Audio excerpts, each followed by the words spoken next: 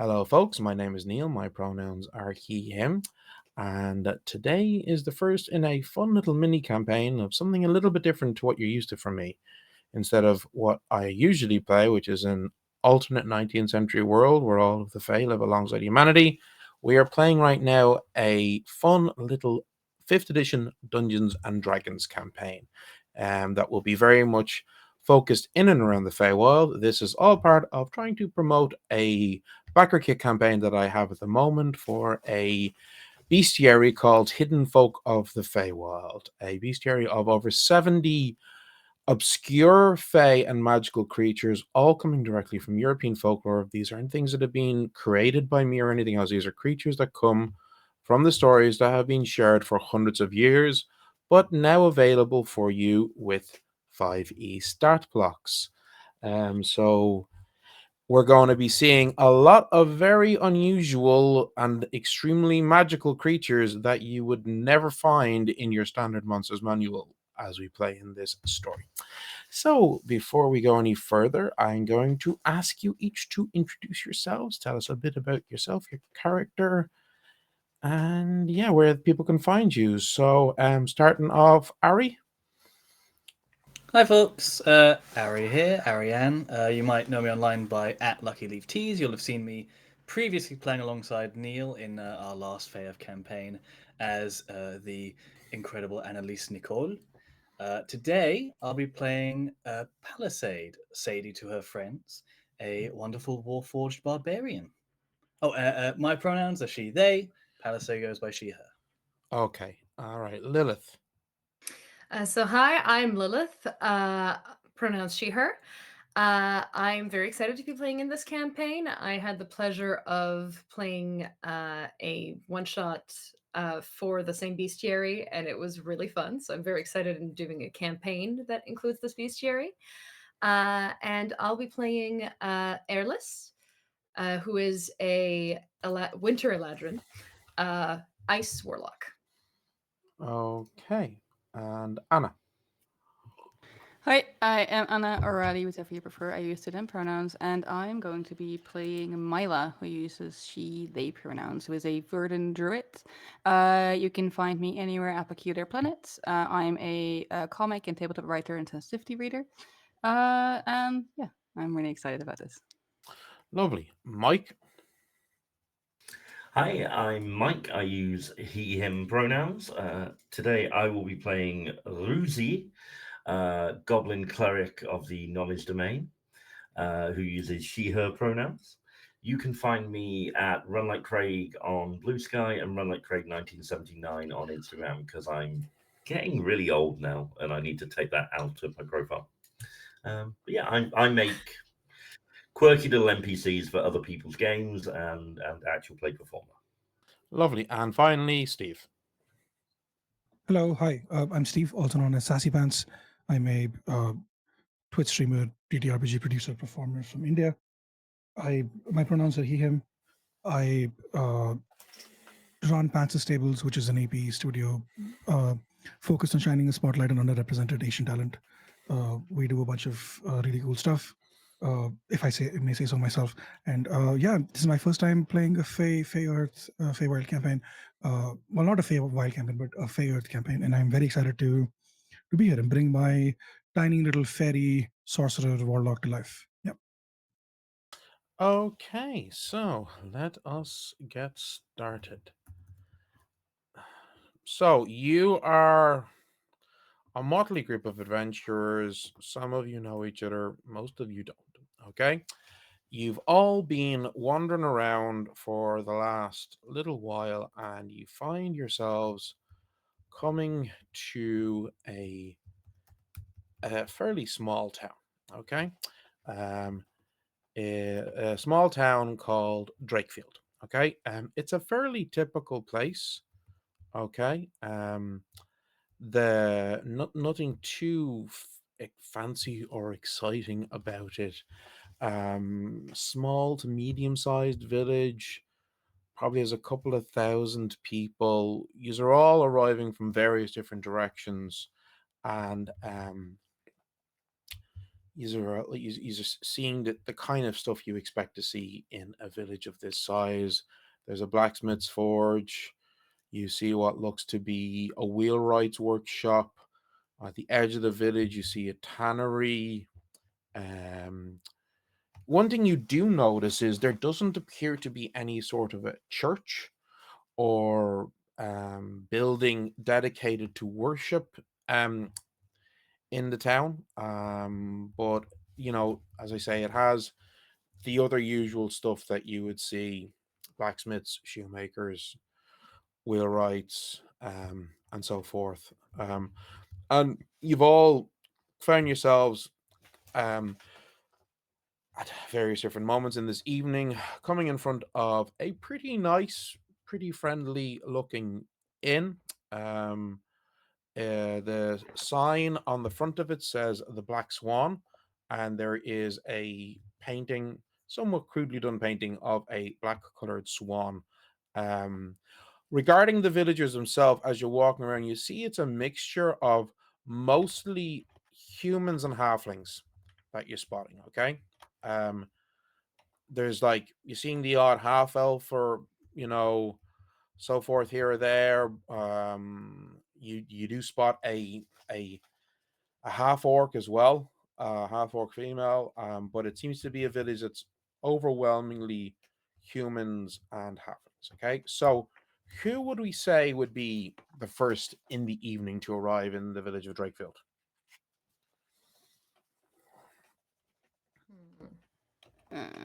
I mean, I feel like Myla's usually ahead of things or rushing into something with mild to a lot of enthusiasm. But yeah, might have done that. Might have gone ahead to check out, have a drink or something.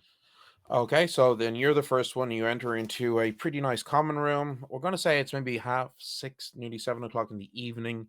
So there are locals there coming for evening meals, coming for evening drinks. You see a plump man standing behind a counter, and he looks to be a halfling, middle aged, round face with male pattern baldness, wearing this uh, waistcoat with this really rich, deeply dyed red, and he's wearing a very, very fine blue cravat or kerchief or something as he's chatting to a couple of locals. And you see two young halfling girls, look to be in the like late teens, early adulthood, walking around serving people. As you walk in, Mila, and looking up, he sees you. Describe what he sees. Myla is a virgin, which is kind of I think like comes from goblin sort of. Has green like this sort of light green skin, really pink hair like this. Bit done more up like than I can do, but has like one pink and one blue eye, dark makeup. Has these like dark kind of black butterflies in her hair, little braids here, all kind of piercings and jewelry, wearing this sort of like black or dark top, like sort of sheer top with a more colorful, also mostly black, but with like bright like reds and yellows and like purples and like vest, and wears some kind of like necklace with like all these kind of like little almost trinkets. So there's if you look close, you're pretty sure there's a tooth on there as well. Unsure what species. But yeah, it's a bright, despite the clothing, the appearance is a quite bright appearance.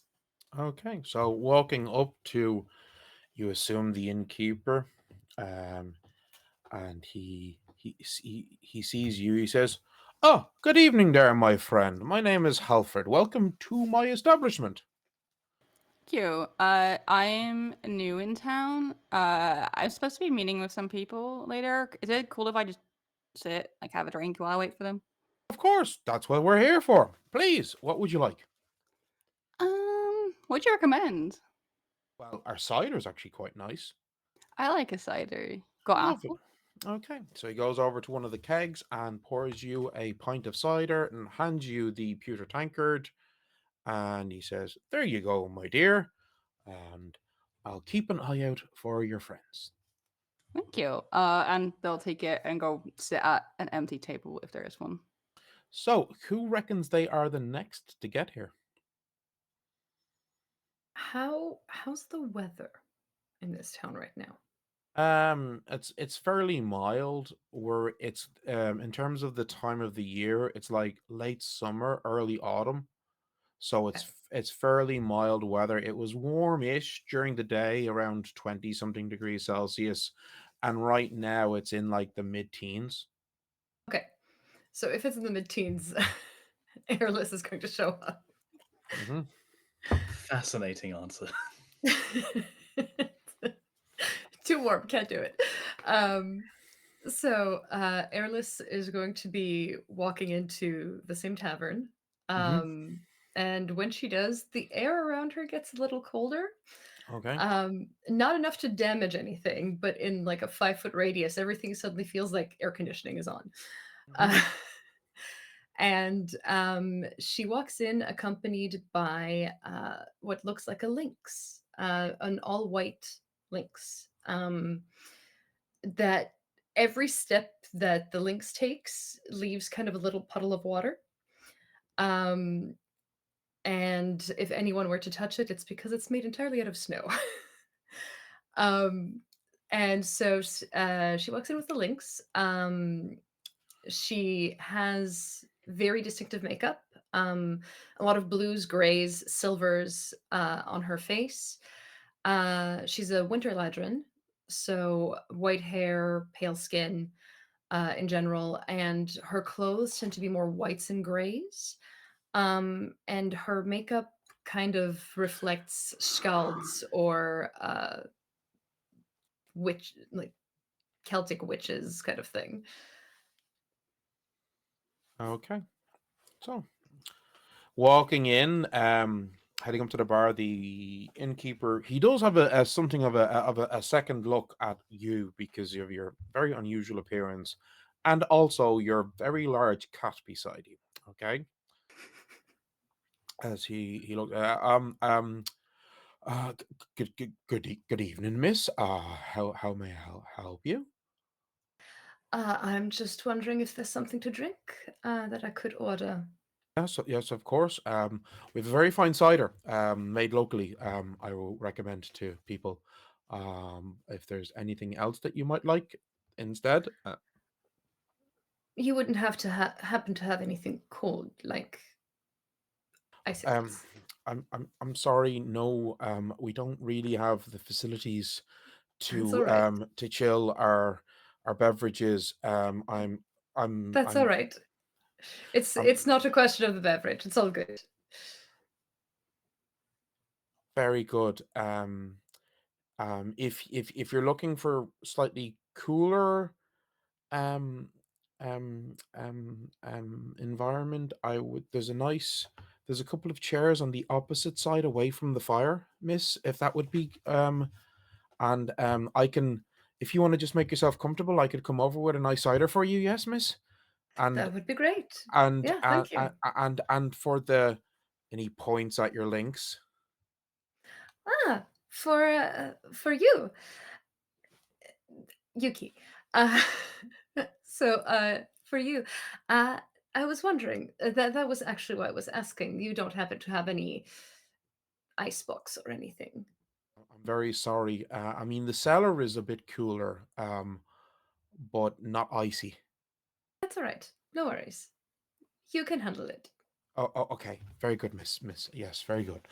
And yeah, so he stops talking as you go to sit down, and a minute later, one of the young girls, you're assuming it's one of his daughters, there is a familial resemblance, and certainly she is of an age that would match up with his age, comes up Mm. to you with a carrying a tray with a pewter tankard of cider. And she goes, "Here you go, miss. Anything for your beautiful cat?" You doesn't need anything right now. His favorite food is icicles, and it doesn't look like you have them, so I'm very we're a little stuck right now. I'm very sorry. No, we don't have anything like that. I'm sorry. Wrong time. Wrong time of the year. Yes, we've encountered that a lot lately. It's a whole season. It's crazy. Mm. And so Airless is going to touch the tankard of cider, and you'll see frost forming along the tankard where her hand touched. And the young halfling girl's jaw drops at seeing this. What to you is an extremely simple display of magic, but to her is astounding. So, who is next? I'd say this is probably about the time that Palisade rocks in. Okay. She sort of has to slightly just duck around the door a little bit. She's about 6'3". Okay. Quite a heavy build. Very. It would be on the nose to say statuesque because it looks as though she is literally sculpted from marble. These Mhm. black and grey veins kind of running across what one would at a distance think was skin, but closer up see that it is sheer marble. These kind of bright purple eyes popping out of her face, shaggy, sort of very like clearly chopped by her using the great axe strapped to her back, white hair. Very simply sort of dressed, just sort of a traveler's cloak, well-worn boots, stuff that clearly she's been wearing for a while. She sort of just ducks the door. Oh, it is. Wow, cozy. How nice. And sort of looks around for familiar faces, which there probably might not be any. Mm-hmm. Does Sadie know anyone else in the party? Probably not. She's too much of a wanderer. Doesn't stick around too long. Okay, so walking up to the bar, I assume? Yes. Hello. I'm due to meet some fine traveling companions in this establishment of yours. Has There's anyone? there's another person who said they're waiting for friends, and he points at a pink-haired, brightly colored individual Oh my! with greenish skin that's sitting just off to one side. Wow, Is that incredible. is that your friend, Miss? Not yet, but I hope so soon. Um, what could I get you to? Don't worry yourself, my friend. I'm afraid I have no need of food or drink, but I admire it from a distance. I've not quite. Everything tastes the same. I don't have. She kind of opens her mouth and like taps a marble tongue. I don't have.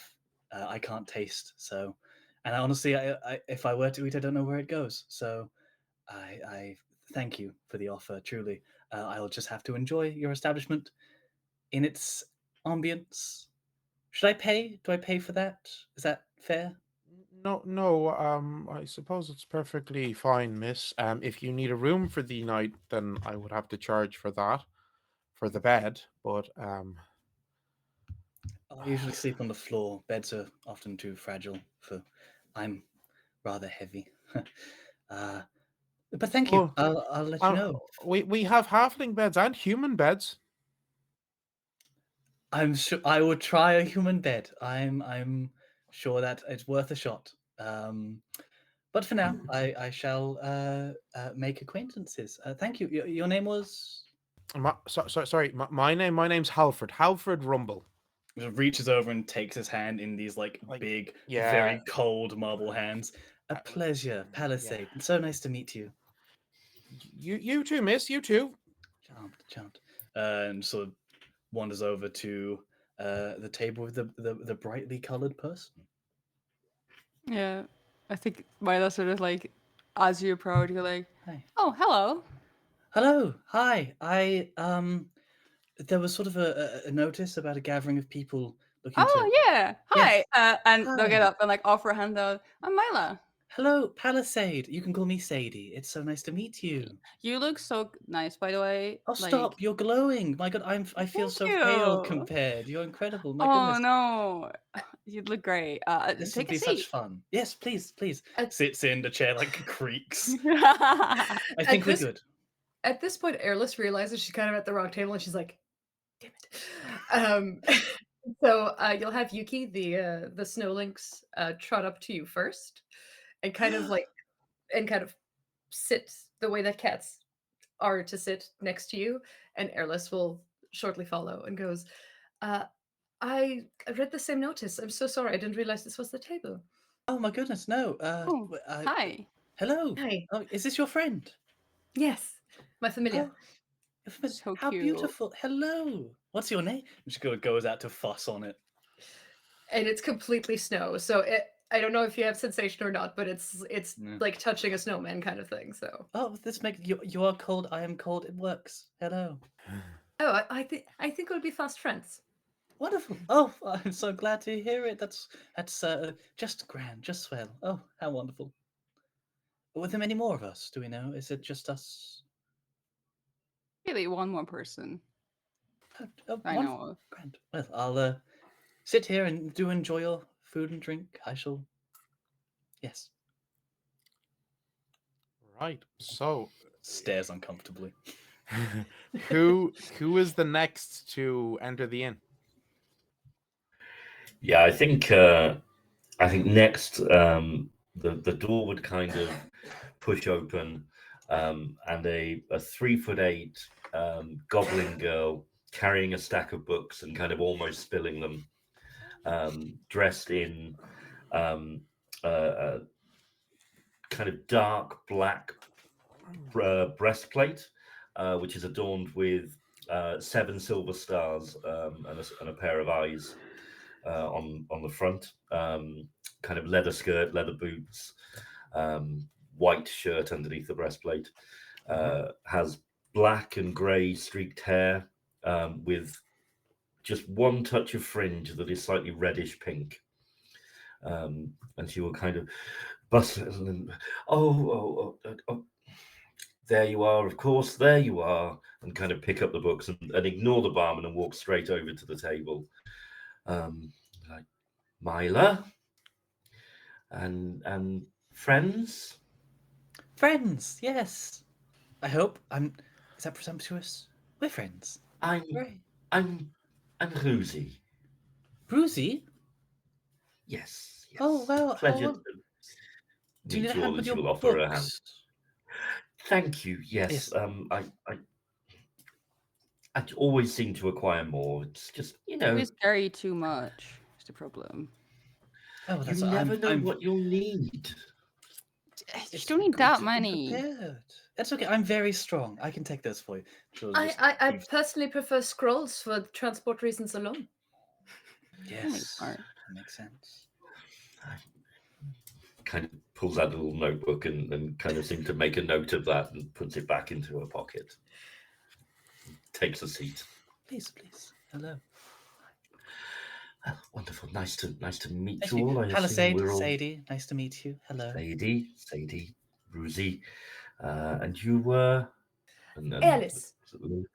And Alice. the hand is super cold. Oh well. Wonderful.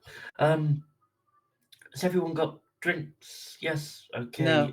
Yes. No. I don't Would do you that. like one? It'd be nice, No. but it wouldn't go very far. Okay. And she will just wave a hand at the barman and just put her hand up, signaling one of anything. Yeah. A minute later, a young halfling girl hands you a tankard of cider. Thank you. She'll kind of grasp it and sit as far away from Myla at the table as possible. Oh.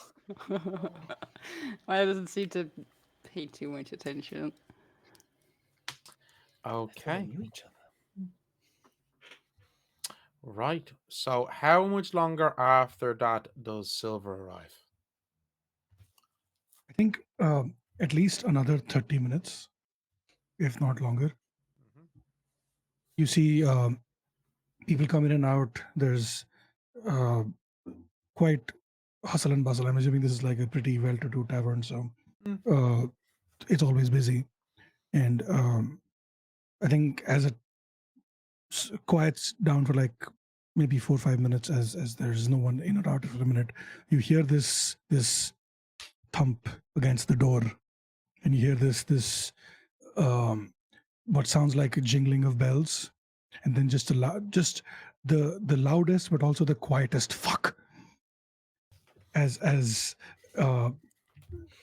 there's the sound of like someone trying to, like, you can't really tell because the door probably is far away, but like it's the sound you would make if you fell flat on your ass and they were trying to dust yourself off. That's the kind of sound that you hear. And then you feel the door, you see the door slightly budge, maybe half an inch, and then another loud fuck before door locked? I think they're having trouble.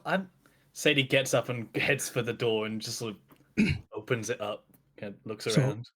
you open the door, you don't see anyone at the door, but right next to the door, I'm taking creative liberty there. There's a tiny window, and you see this little fairy fly in through the window. Sadie doesn't oh, see that. She's hi. still looking at the door. I just Is there anyone? is that No, I don't. hello? Oh, hello. Hi. How did you? Is that? Don't worry about it. Thanks Are you- for that though. Are you doing a funny? I think they're called pranks. You're doing a funny prank. Have I been pranked? It would be my first time. I Mine too. yes. Okay. Sure. It's a prank. And you see this tiny little, like, I would say like 8 inches tall. I don't know if that's the correct size, but that's the size we're going with.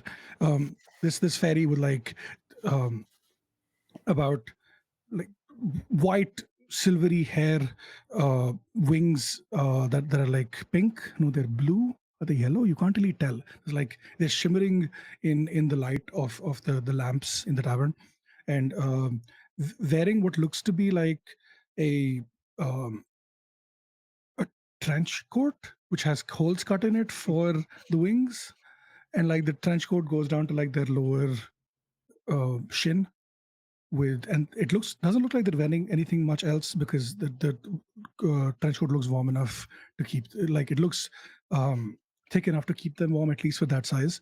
And just hi, sorry, I was having trouble getting that fucking door open, but hello. We noticed, yeah. Hello. Oh, you're just darling. Look at you. Oh my goodness. Our hair matches. How fun. We're over at this table. I assume. Are you here to? I'm sorry. I'm assuming. Are you here about an adventure expedition sort of journey thing? Or Oh just- yeah. Wonderful. Yeah. Good. Yes. Come. We're at this table. Okay, and you just as they fly behind you, you just hear those bells jingling as they're flying. That's good. I can Sorry keep about the track noise. that That way. one of my friends thought it'd be funny to tie bells to my wings, and I can't get them off. So it's a feature now. Do you want to? I could get those off for you. I kind of like it, actually.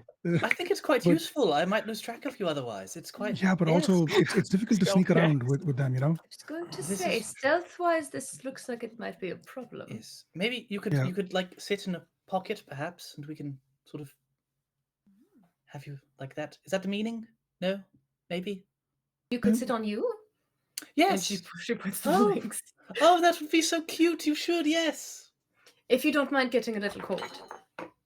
Oh, I don't really have a preference. I don't mind cold, hot. It's all the same. It's just temperature, right? If you say so. That doesn't make sense. When you say it's just temperature, Airless looks horrified, like, what? This is important. It's a critical thing. Number 1 on the list. Keeping cool. Well, how on? I suppose. Well, look at us. What a merry band we make. How fun. I think like the moment Silver comes to the table, Marta's like, "Oh my god, I love your wings." I know. Aren't they so cool? So thanks. I grew them myself. It's really cool. Yeah. That's hilarious. Yeah, and they look, and then you see him spin around, like as the light catches different angles of the wings, they change color from like pink to blue to yellow, and then back to pink. God. Look how cool that is. That's yeah. That is It's a so pain in the cool. ass when it comes to trying to hide, though. But it's fine. You know, I just put on an extra coat or something. Can you like make And them if I- transparent at all? I tried, but it turned out that I am not that skilled. Maybe when I get a little bit stronger, I was told that as I develop my abilities with my wings, I don't know. That's just shit I've heard and read about. I've never actually met another fairy before, so I don't really know how it works. But I'm talking too much. I'm sorry, but I'm just gonna. It's alright. Yeah. I will say during this, because Mila has limited telepathy, which means that they can, I guess, convey like simple concepts and such. We're also telepathy like to Ruzi. It's the sort of like feeling of like pay attention and engage. Like considering that she's probably like with her head in a book. Join in. Yeah, join Funny in. you say that. I also have. 100% has her head in a book. Yeah. What's it? You what, But Steve? I also have Sorry, telepathy, but that's not the point. Yeah. yeah, Ruzi definitely has her head in a book. But anyone, I guess, if their passive perception is high enough, will have under their breath, kind of caught Ruzi under their breath, going, "Oh my god, I love your wings!" Like just a really kind of like stroppy moment. I have a passive insight of 17. Do I catch that? Probably. Because then you feel the mental concept of a middle finger in your head. Wait, what's my passive perception? Because if I hear that, yeah, I don't know. 15 probably wouldn't do it. Because if Airless heard this, if she noticed this, she'd be like, "Are you all right?" Like petting your back, being like, "Is everything okay?" It's amazing. Yeah. Just say you hear it. That's fun. Right. So you guys had all been coming here because you'd seen an advertisement or something for adventures. What were the so Sadie, what was the advertisement that you saw?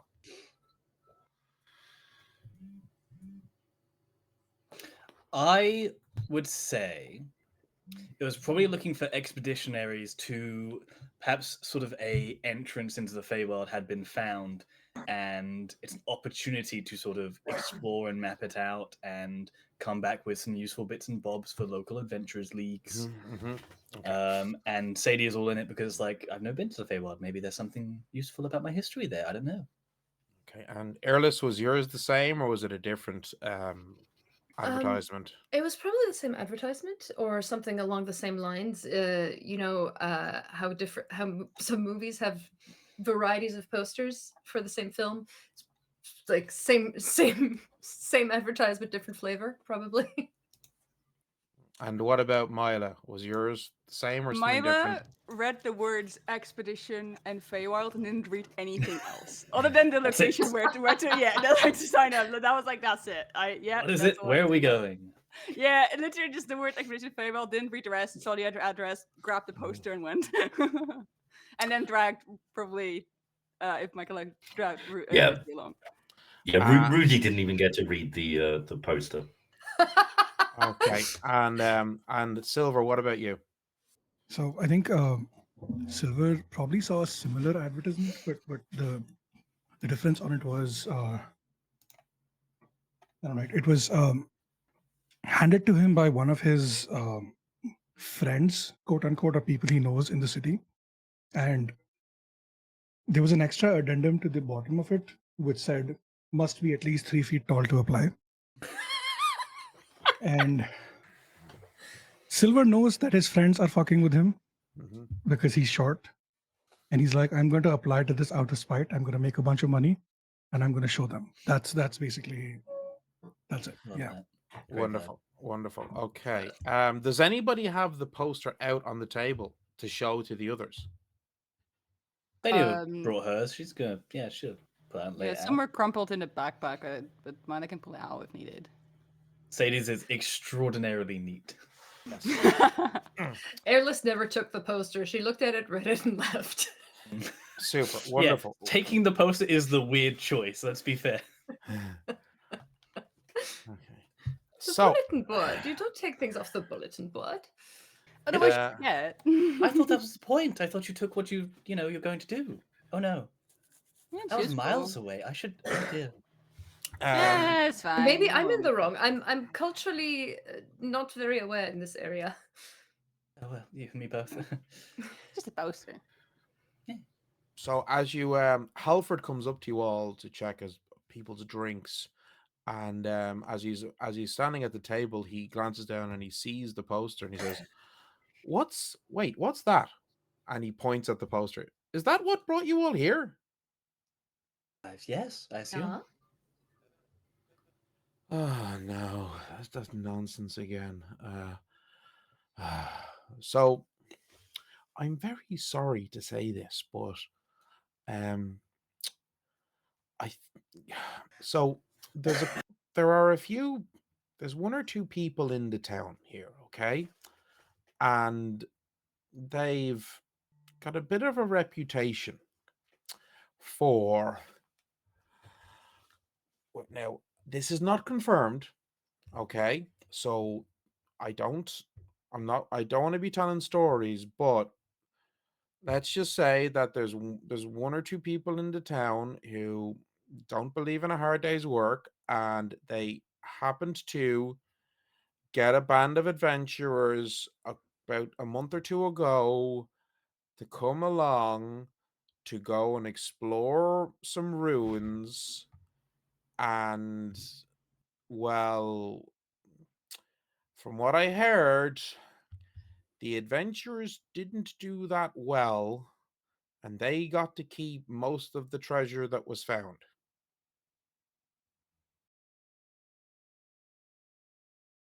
Okay, so we outsmarted Wait, them. what? Well, that sounds fair, I suppose, if we're being paid to go and collect the stuff. Is that how that Right. works? Well, this crowd, they let's just these individuals, and I don't like to be naming names because I don't like to be spreading stories and gossip. But The names are on the poster, so Just kind of point at them. and when you say that, his face gets a bit flushed. He says that, like, all I'll say is that they have a reputation for getting other people to go first into the danger while they hang back, so they don't get hurt. oh, the Oh, cowards. we're cannon fodder. How fun! Yes, I mean, Yeah. I don't know what this Feywild nonsense is. There's no, I mean, okay, there's the forest, okay. I Hmm. mean, and some of you would have, as you were coming up to the village, you would have seen that there is an exception. There's a very, very large forest very close to the village. He says there's the Oakmore Forest, and there are some strange things. And at that moment that he spots Silver for the first time, and it's like, oh, yes. And he points at Silver. Yes, those people, those little guys, they're in the forest. And, Wait, you've seen more fairies?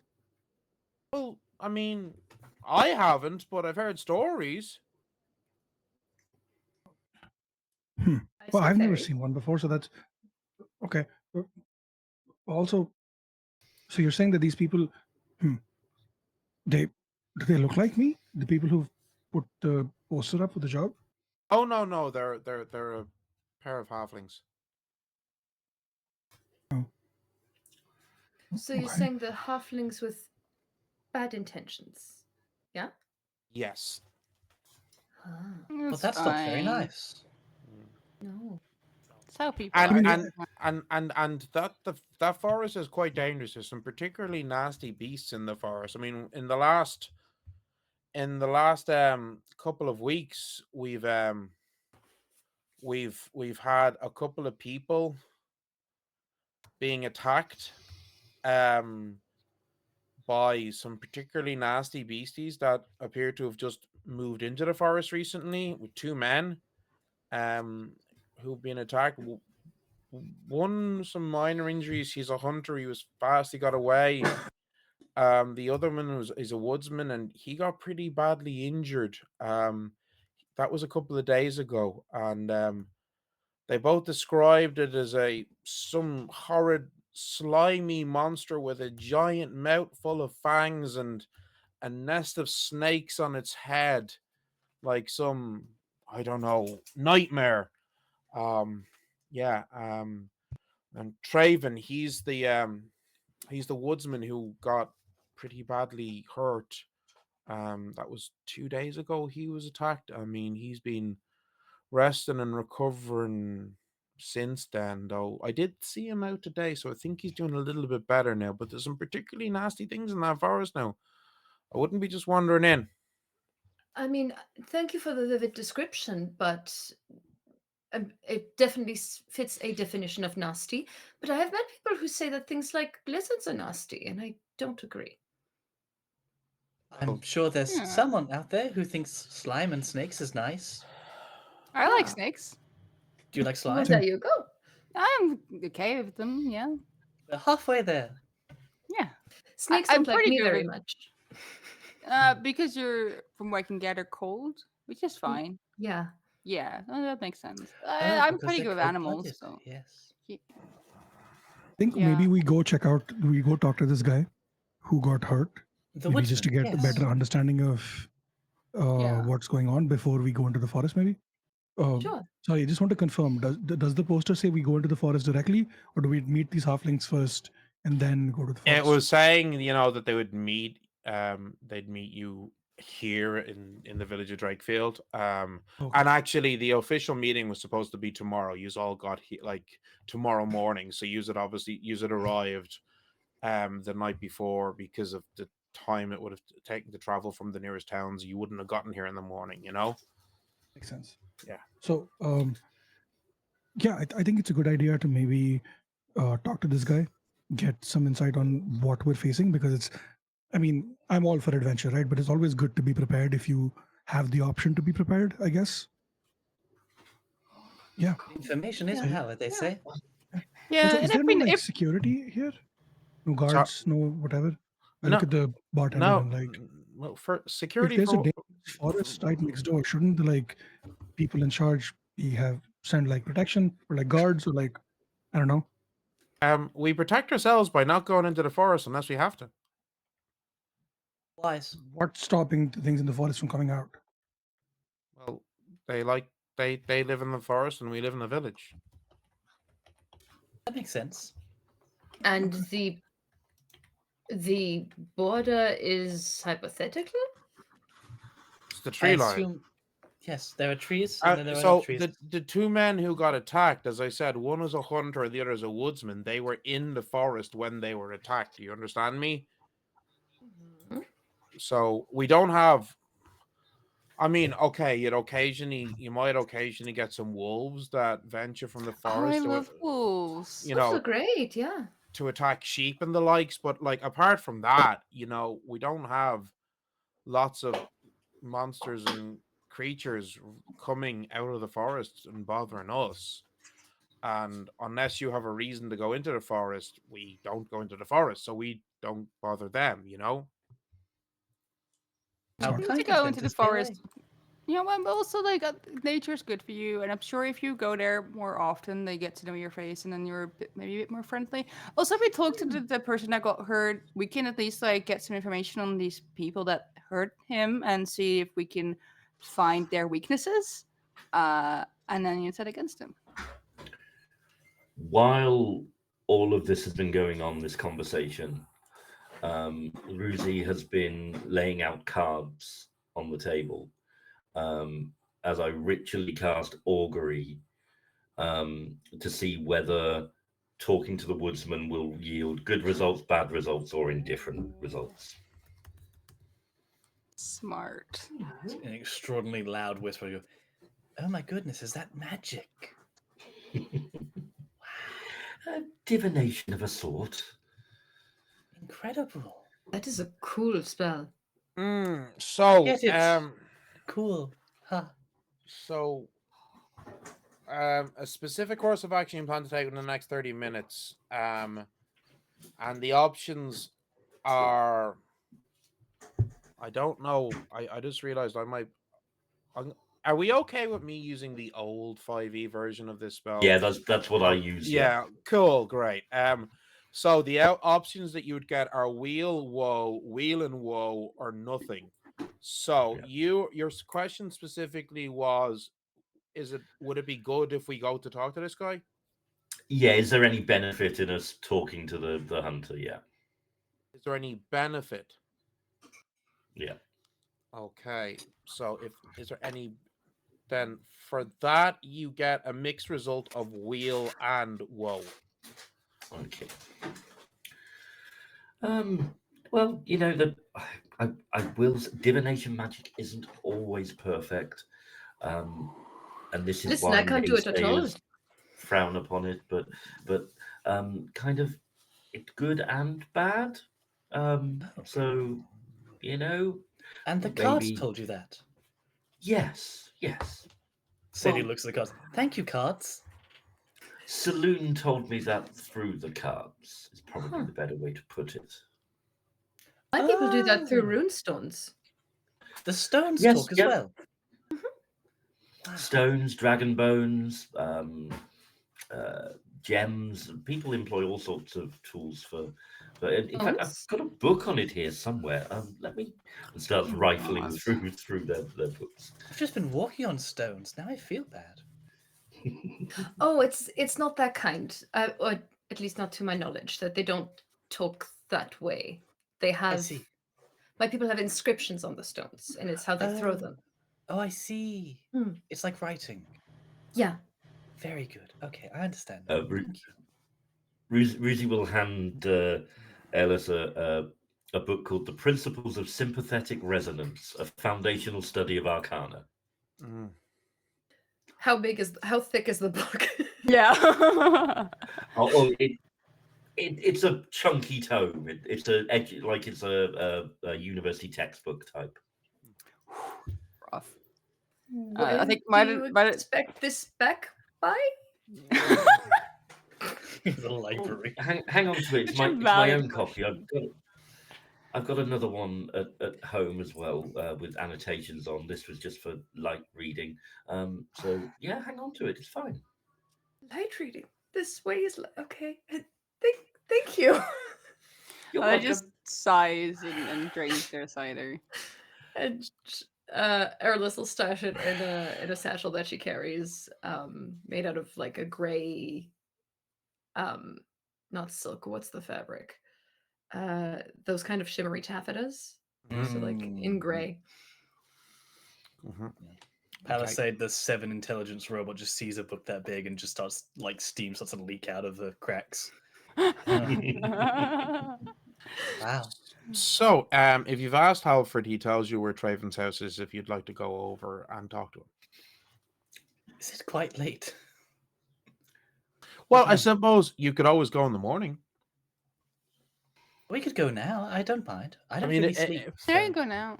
I mean, at this stage, it's getting. I mean, it's not crazy late, but it's like 9 o'clock probably at this point. You That's know, you've alright. been here a few hours, so Yeah. While this is happening, you just hear this extremely loud burp as Silver emerges from one of the tankards that he has demolished, and he just That's looks around. He's like, impressive. "Oh, that was some good shit." Okay, cool. I'm ready. Are we gonna go fight some scaly monsters, or is it not time yet?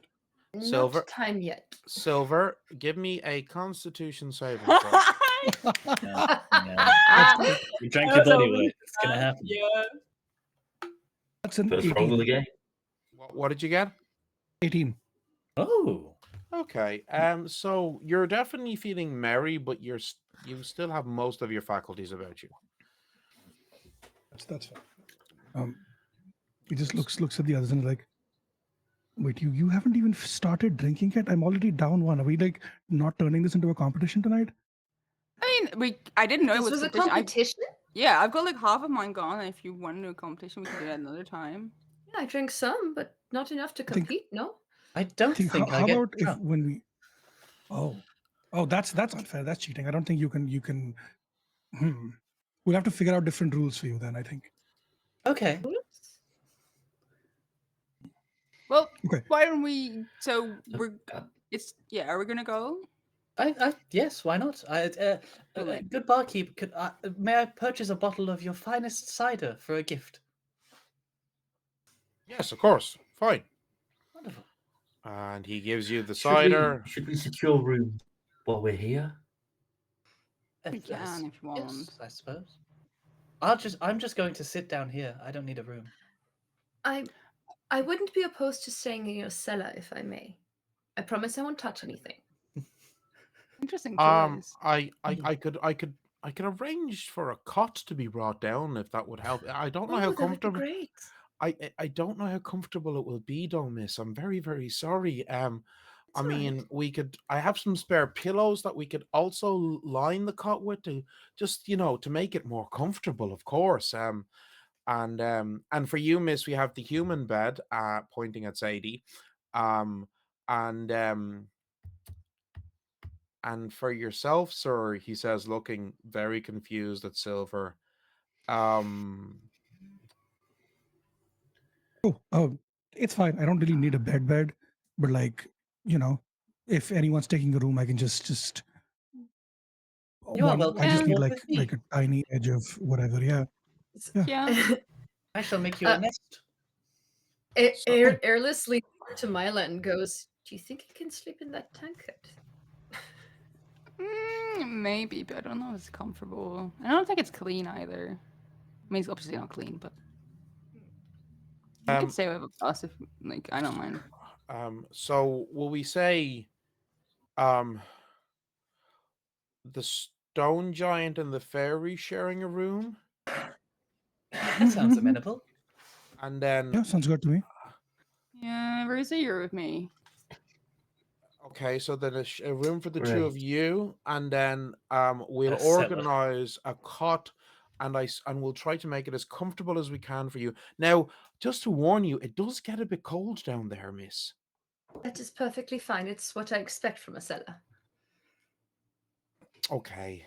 And you can see he's having difficulty with this because halflings are famous for many things, but one of the things they're most famous for is their love of comforts. Oh, So yes. cold comfort is my comfort. Very good, miss. I won't question that now. Very good. Destroying the worldview. Yeah. Is this all of us though, or are we waiting on more people?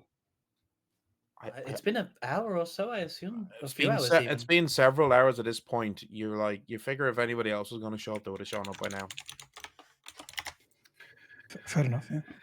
Yeah. All right, let's go How find how? this person. Yes. Yes. Could we have directions to this injured hunter's residence, please? That's a good idea. I was going to start knocking on doors. Yeah. That's smart. Admittedly, I was going to do that too. So, Yes. Mhm. That would yes. Good thinking. Well, done. you're given directions to Traven's house, and it's fairly straightforward directions. That the innkeeper says it's just under 15-minute walk. Perfect. Okay. So you take 15-minute walk, getting to a pretty nice small house towards the it's towards the edge of the village, so it's not one of the buildings in the center. It's quite at the periphery on the forest side of the village. This small, very simple but cozy looking cottage. You can see oil lamps in the window and smoke coming from a chimney. There's obviously people at home. Uh, Who Mila of us just is best? Are you good at talking to? Mila, you Mila go. walks up and knocks on. Oh no. So, you knock Ah. on the knocking on the door. A moment later, the door is opened, and you see yourself standing in front of a human woman. Looks to be in her mid-20s, average height and build, with mousy brown hair, in a single simple plait hanging over one shoulder. She's got lovely blue eyes and a soft face as she looks at you, confused at your Hmm, your visage. yeah. Um, hello. Hi.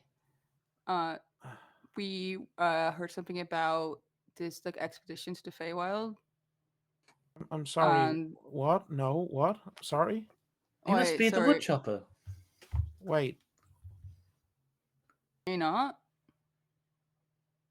And you hear a voice, a male voice, calling out, and it's uh, Elodie, who is it there? And she says, I'm not sure, Traven. Something about the Feywild.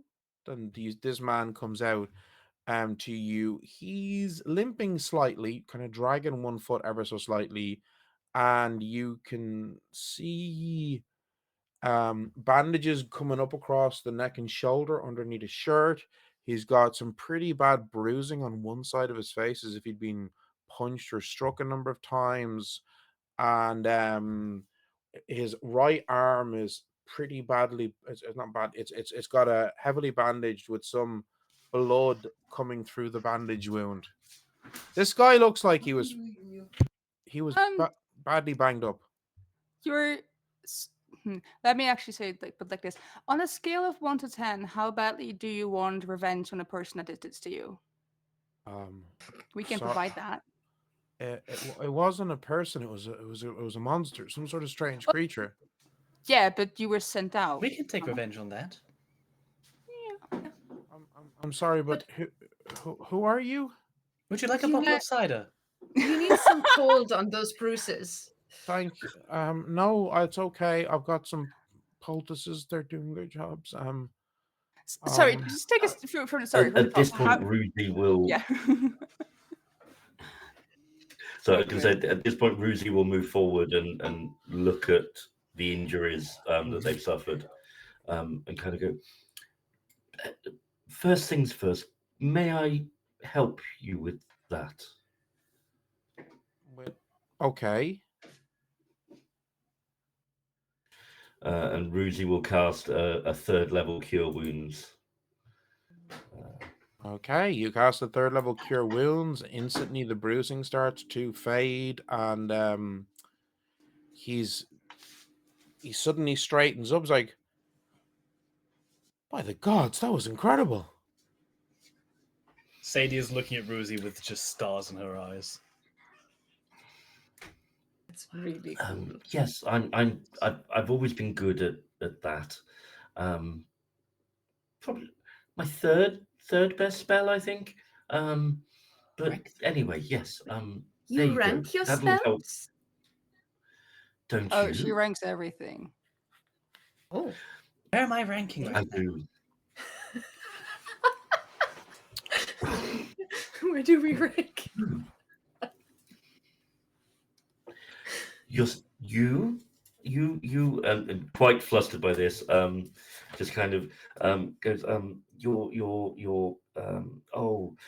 Sadie, Airless, and Silver. Are you like are all Mina will cast joint- we'll cast a message to like just Rooster and go like just tell them you get back to it later. are all joint first on this adventuring party. Wow, That's so nice. how wonderful! Yes. Flattery yes. will get you everywhere. You just see Thanks. Silver just smiles, and Miley, you're I think he second. just flies up to the guy's face and is like, "All right, so we've helped you. Not expecting anything, of course, but like, tell us about who hurt you, why it happened, and maybe we can put a stop to whatever this bullshit is happening in town." Well, You that's heard not why we're something here, but about slime and snakes. Yes, so I'm a woodsman, so I go into the woods and I chop down trees and provide the trees to the village for carpenters and wheelwrights and just for fire, and that's what I do. Okay. So I was in the woods, and just doing my job, working away, and I don't know, I mustn't have been I wasn't paying attention. I don't know what, but my horse got loose of its bridle and escaped from the wagon, you understand? And wandered off into the forest, and I hadn't spotted them because I was busy taking down a particularly big oak, and I was then trying to track the god's forsaken beast, and ended up wandering much deeper into the forest than I normally would, and that was when it happened. It was so strange. It was so fast. I noticed the birds had stopped singing. Oh, that's not good. And no, Okay. it's not. It's usually the sign of a predator. And then the next thing I know, these like it was like great long serpents had come out of the undergrowth, striking me and wrapping around me, trying to pulling me through the brush, until I found myself in front of this strange monstrous creature, and I mean, it had just this big mouth full of razor sharp fangs, and it was trying to bite at me, and he gestures to his arm, is like, I don't know how it happened. I swung at it with my axe, and the first swing seemed to like it was like I'd hit stone, but then I got it again and again, and enough that it dropped me, and I was able to I was able to flee, and So the thing wasn't venomous, yeah? uh, That's it, a good point. I don't think so. I wasn't like the few bites that got me didn't seem like apart from the fangs tearing into my flesh, there was no further ill effect. If you understand what I'm saying, Miss. How large would you say? Sort of a few feet off the ground, or It long? was, it's hard to know. It happened so quickly, you see, Mm. and but it seemed almost like the mouth was practically in front of my face. Mm. Scary. Mm-hmm. Terrifying, terrifying. My goodness. And That was a how very deep in the engaging story. woods were you? Sorry. How deep in the woods was this? Deeper than I would normally go. As I said, I was looking for that blasted horse that it is that it. I mean, it's my Did you get fault. the horse back? Oh, I ran back, and when I got back to my wagon, the blasted animal was standing beside the cursed thing, eating some clover leaf. Horses are wilsome animals. Mm-hmm. I'm just curious. Was it attached to when you came back to the cart at all? No, no, no, no, no. It like obviously like it had, it had. I had. I'm just asking because, like, in case somehow you didn't match and it like walked away and you've been lured into like, sometimes No, things get a bit weird, no. I hadn't buckled the straps properly. It's my own fault, right? and it had slipped away, and that's Okay. Sadie puts a very heavy hand on his shoulder and goes, "You mustn't blame yourself. It was not your fault."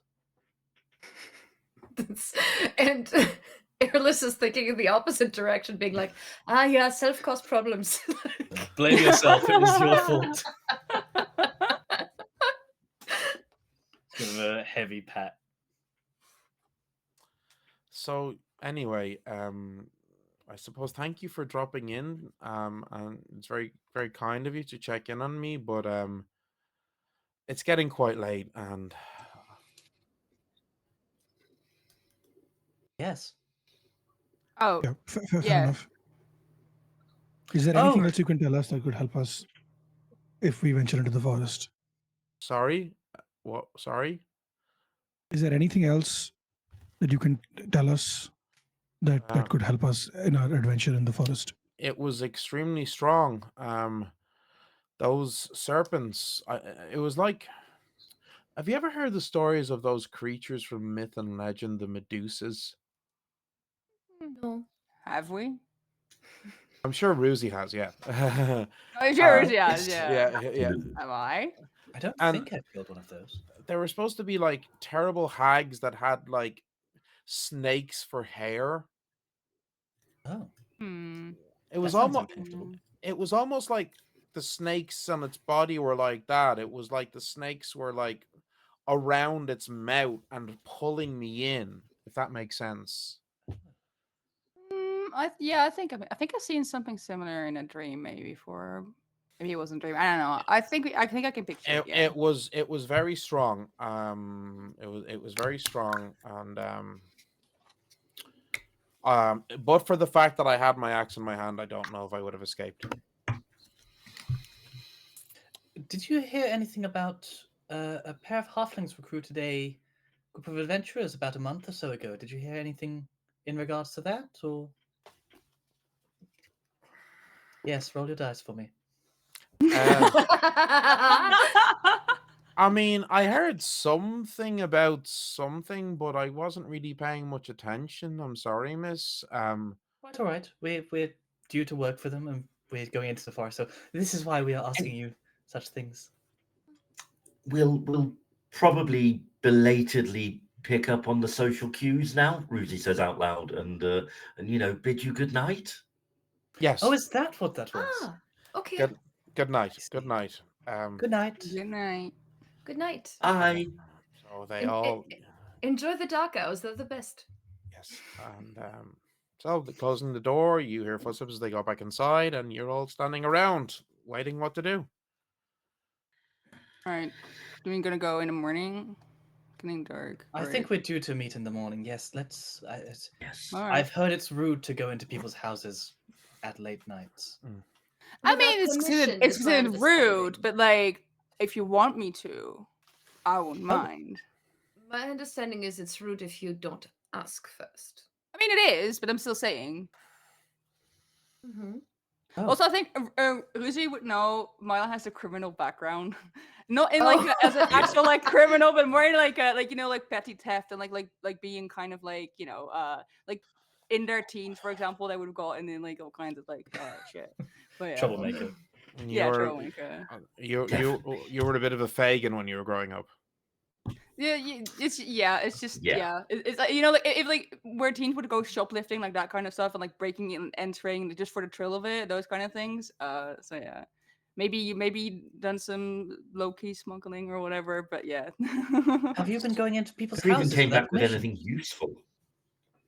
it's been useful. I mean, what? Sorry, did you ask me about going to anyone's houses? Without permission. No comment.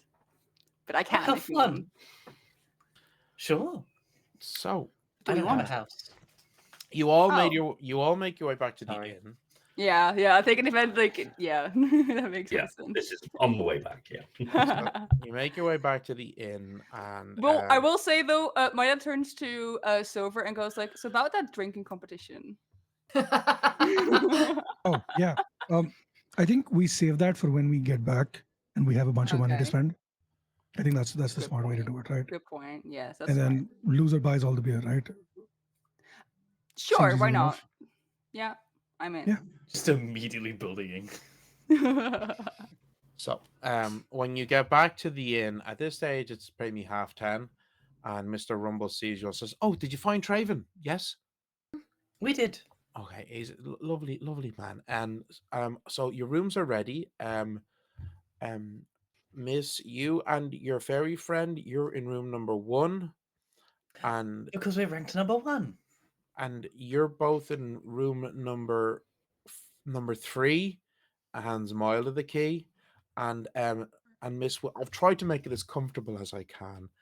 And he leads you down to the cellar where you see a kind of some sort of a simple cot. Okay, very very simple small wooden frame that's been hastily put together, and there's a heavy wool blanket that's pulled taut across the frame, but he has gotten numerous pillows to line the blanket, trying to make something of a mattress for you. Oh, sweet. And he's brought down, like beside like some crates where he probably has like I don't know salts or different things that inns would have. He's got a small little candlestick, and he's gotten some flowers, and they're in a little pewter tankard, and you can tell that he's tried to sweep the cellar floor as best he can, and So kind. he's like, no, and then he picks up this beautiful quilted blanket, as he says, now this blanket, I know you said you like it to be cold, but I don't want you to get too cold, so this is a blanket my grandmother made me, so you can have it for the night, my dear, so that you're nice, and I'm sorry I couldn't make it more comfortable for you. And he's really No, abashed this by is this. He's like, perfect. yeah. Thank you so kindly. Well, I mean, I wouldn't be much of a halfling now if I didn't make sure you had comfort as a guest in my inn. Oh my goodness, I'm feeling it. And she flushes like grayish blue. Yeah. Yeah. Right. So yeah, you all eventually go to bed and have pretty damn good night's sleep. So Sadie, the human bed is actually very well made. It's a very sturdy build, so you're able to sleep in it perfectly fine. And Silver, you can sleep on a pillow beside Sadie. So Warforged don't. I just stay in an inert, motionless state for Ah, 6 that's what I was assuming. hours. Yeah, yeah, I can still see fine. I still hear fine. yeah, So yeah, she just sits on the side of the bed, and her eyes glow into the room for like 6 hours. yeah, yeah, absolutely. And Mila, you're also quite short, aren't you? Am I? I thought you That's a said good you were. question. I mean, Ruzi is a goblet. I think Verdants are slightly. I think Verdants are more around 5. I think. Okay, so Ruzi would be shorter. so you guys are in a large room and it has two beds. One is human sized and one is halfling sized. Okay, for you and Ruzi. Okay, Okay, yeah. So I think Ruzi would take the halfling. Then she's shorter. okay. I will also say that, like, I think, Yeah. I mean, Lucy is probably used to this, but sharing a room with Mila, because Mila is a druid of Circle of Dreams.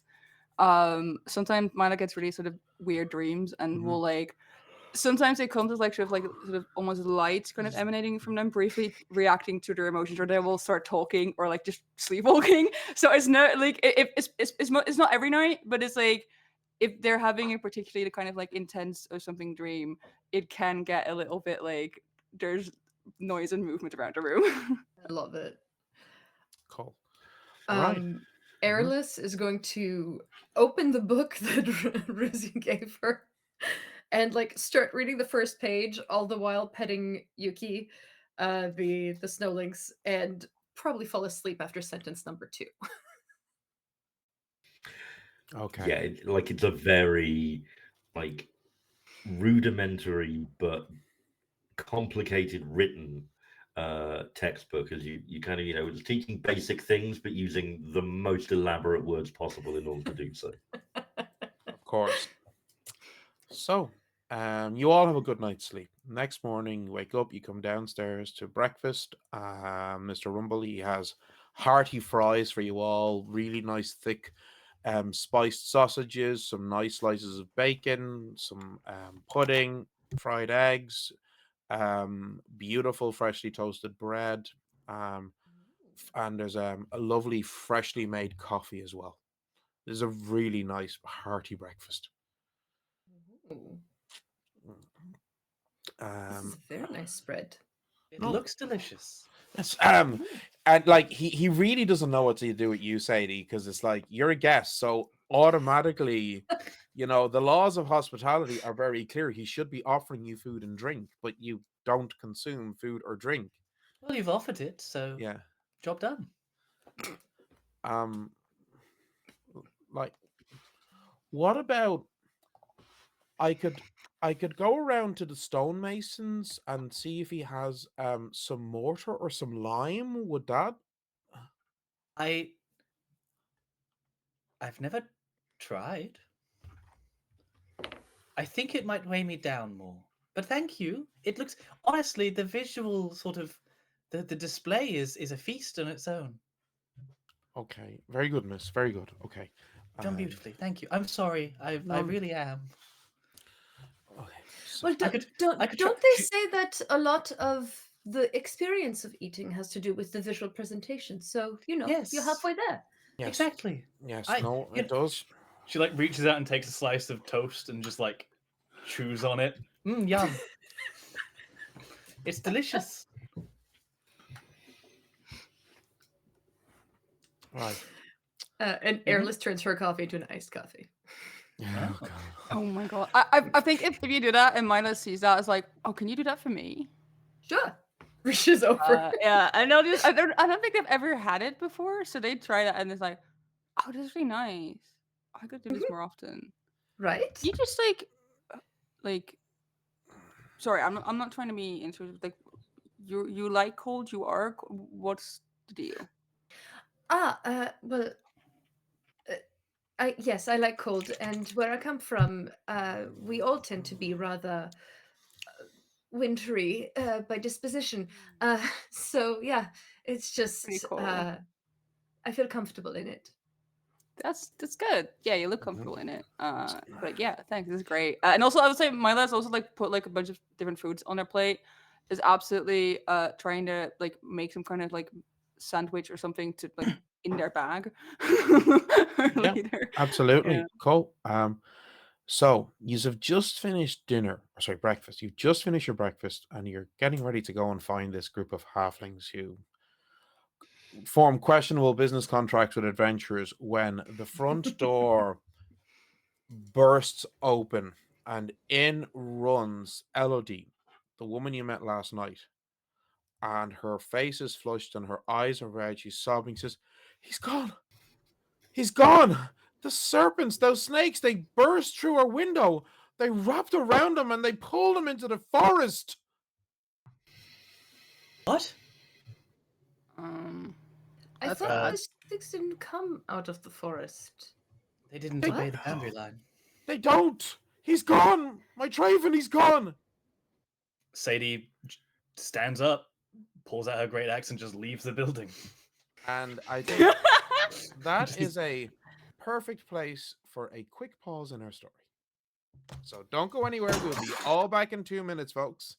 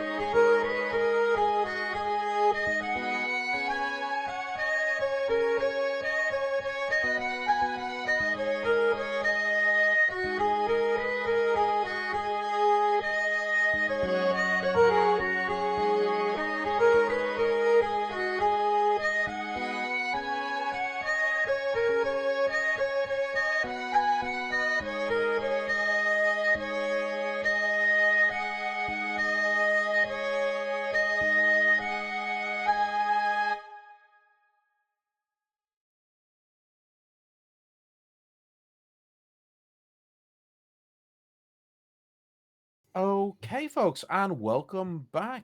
So, when last we left our heroes, the motley crew had all arrived in the village of Drakefield, all inquiring after a advertisement looking for adventurers.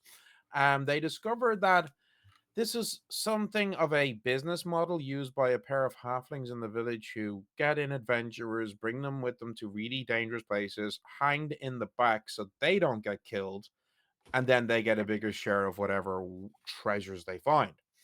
They did learn of two men who had been recently attacked by some sort of a strange, pretty scary looking creature in a forest that's right beside the village. They talked to a woodsman who was only attacked 2 days previously about his encounter. He wasn't able to give a lot of detailed information because, well, he was frightened when the attack happened, and he said that it was all very quick, describing a large creature with a large mouth full of razor sharp fangs and some sort of snake like appendages that seemed to extend from its body. The next morning, having just finished breakfast, the man's wife came bursting into the inn, extremely distraught, screaming and crying out that the serpents had broke through their windows and grappled her husband, pulling him back into the forest, and that he was gone. And upon hearing this, Sadie picked up their war axe and immediately started to march I'm going to follow Sadie. out. Mhm. Yeah, Milo's doing the same. I think Milo, if anything, is like enthusiastic, like sees that happen, like, oh my god, we're gonna do action, cool, and is gonna. But we'll check and see if Lizzie is coming along or not. Yeah. Ruzi kind of sighs, puts everything that she's already got out of her backpack into her backpack, and follows. Yes, that's it. Rush off. No plan. Yep, makes sense. How big is this? I'm just like, how big is this on this goblin, this backpack? Has Like, to I'm be just huge. yeah. It's a chunky backpack. Yeah, Is it like in the second Jumanji film where the guy has like The full safari pack, just full. yeah. I feel like the backpack is as big as Ruzi's torso easily, At least. you know, and probably Yeah. weighs like at least 20-25 kilos, you know. Ooh, that's Because rough. books are heavy. Yeah, probably and tracks. Yeah, are. yeah. It's me in like first class of middle school. Yeah. yeah. Also, might also look at Silver and go like, "You come in." Silver has been ignoring the parties so far, focused directly, completely on the food. Just respect. yeah, just Fine. scarfing down maybe 3 to 4 times his body weight easy, right? And he just looks up at the rest of them, his mouth full of food, his hands like holding like a piece of bacon in each hand, and just the looks bacon up in and your is pocket like, and go. he just looks A up and pocket just is bacon. like a Pocket bacon. this just groans, nods, puts the bacon in his pocket, and just starts flying behind them. Just, That yeah, just- that yeah. of course, that fey metabolism of yours, you know. And Yuki, the snow lynx, like kind of bristles with the anticipation as well, and follows. And so you see it's not really fur because they're made out of snow, so it's like ice crystals that kind of Yeah. raise up Mhm. like heckles or fur as they run out. Yeah, cool. Right. So you head out into the town square, but what's the plan? Where are you going? Elodie just said that these snakes burst through. I can hear the purring. Yeah. So that these snakes burst through their window, shattering the glass, wrapping around Traven and pulling him out through the broken window and dragging him into the forest. That's what she described. That's what she Yeah. saw. So we're going to the I forest. mean- If it broke through their window, then our first clue would be to go back to their house and see if there's a trail, right? Sadie's going straight for the woods. Okay. Yeah, I was gonna say, my dad's also gonna straight like, oh, did you went to Yeah. the wood? Cool, that's where they're gonna go. Sadie, we want to go that way, I think. Without like pausing, wheels around and heads in whichever direction you pointed at. Feel like Okay. that happened, and my dad like kept walking, like, wait, what? And then just like, but it went to the.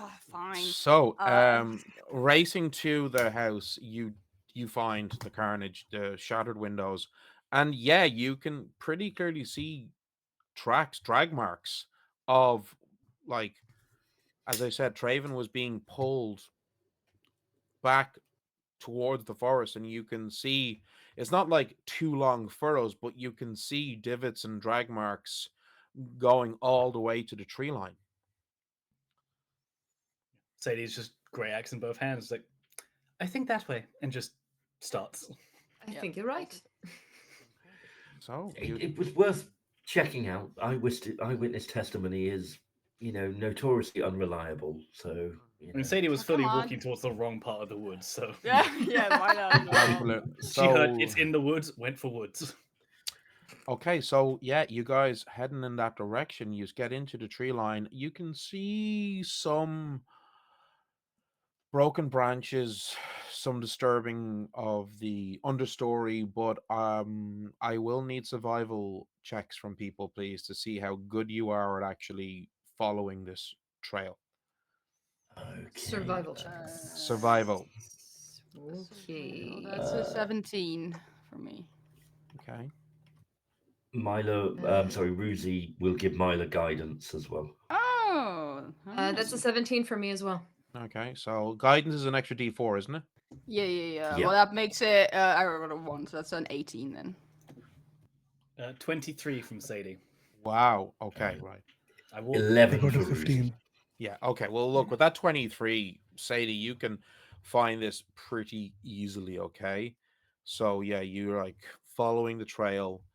And yeah, like what you're seeing as you're walking through the forest is like small to medium-sized branches and small like saplings and smaller trees that were snapped off as this man's body was being hurled, wrenched through the forest by this what must be an incredibly powerful creature. Okay.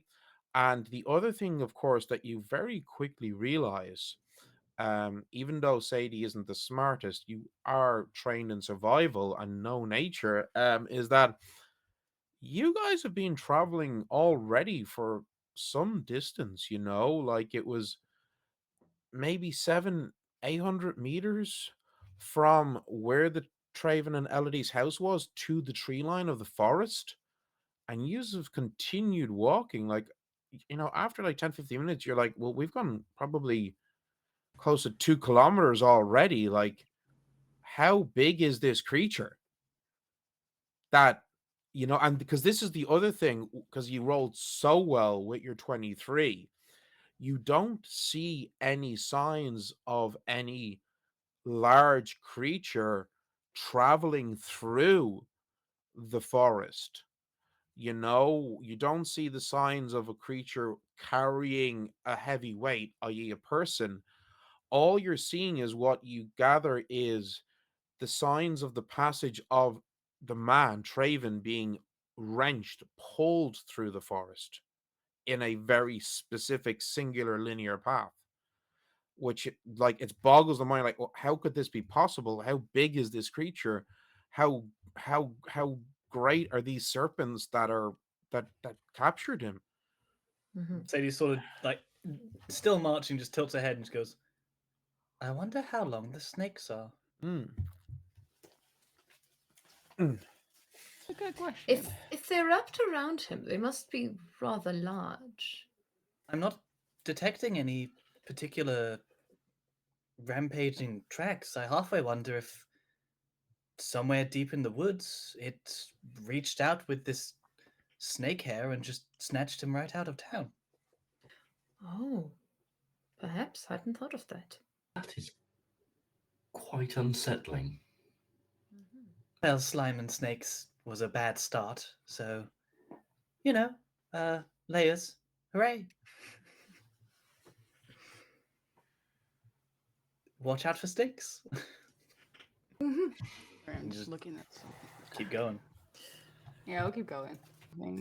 I will say at this point, Mila is going to wild shape into a dire wolf because then you get advantage on perception check that rely on hearing or smell.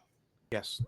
Okay. So you see Mila sort of like as is like running, kind of just doesn't even warn the party, just sort of decides and as like running, like go almost like topple over onto arms and then shift into this dire wolf. I will say there's like this sort of like pinkerish shimmer in the fur, and just starts like trying to like sniff around or like just listen for anything. Cool. And Yuki, the snow lynx, actually walks up to the dire wolf and, like, very curious, like, friend. We'll just nudge gently with her head. All right. Sadie just looks at the dire wolf and goes, the snake's got Mila. Where's she gone? Oh my god. No, Mila's showing off. He does that. growls at Ruzi. It's a cool trick. Oh, Hesitantly reaches out to pet Mila, pulls the hand away. Later. Just keeps charging. Goes to Sadie and goes, I don't know if it's polite to pet them without asking first. That makes sense. It's like entering homes. I see. Mm-hmm. That's my understanding, yeah. So Shall- you all continue on for a good 30 minutes or more, following the Sadie, who's clearly extremely comfortable in wilderness, clearly an accomplished tracker, following this trail of destruction. Okay, deeper and deeper into the woods until you finally come to a section where the ground is kind of raised up a bit, and you see a cave, a small cave, and on the ground in front of the cave you see blood, extremely fresh blood, and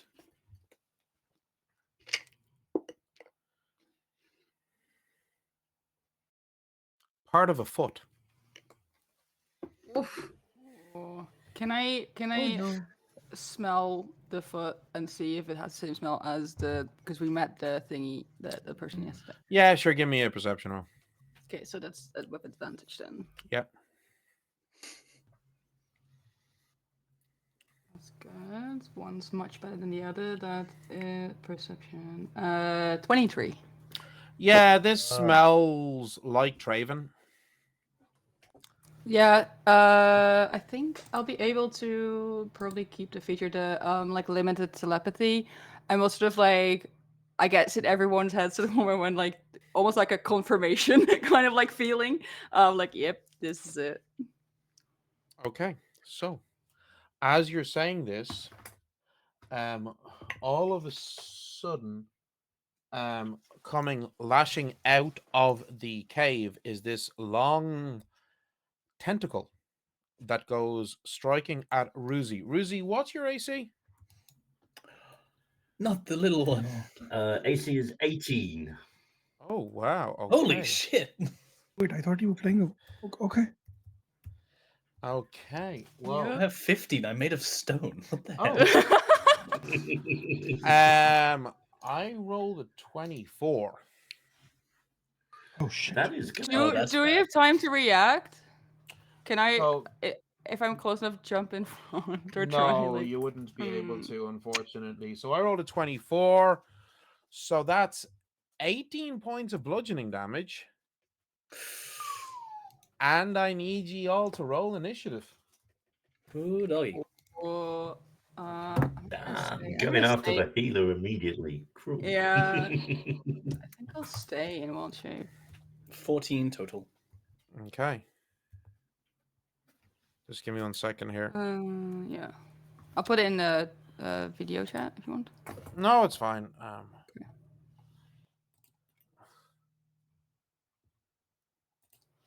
That is a big old 6 for my initiative. I've got a 16. So that was a 6 for Erlis, yeah? Mm-hmm. 16 for Mila? Yep. I got a 10. What did Ruzi get?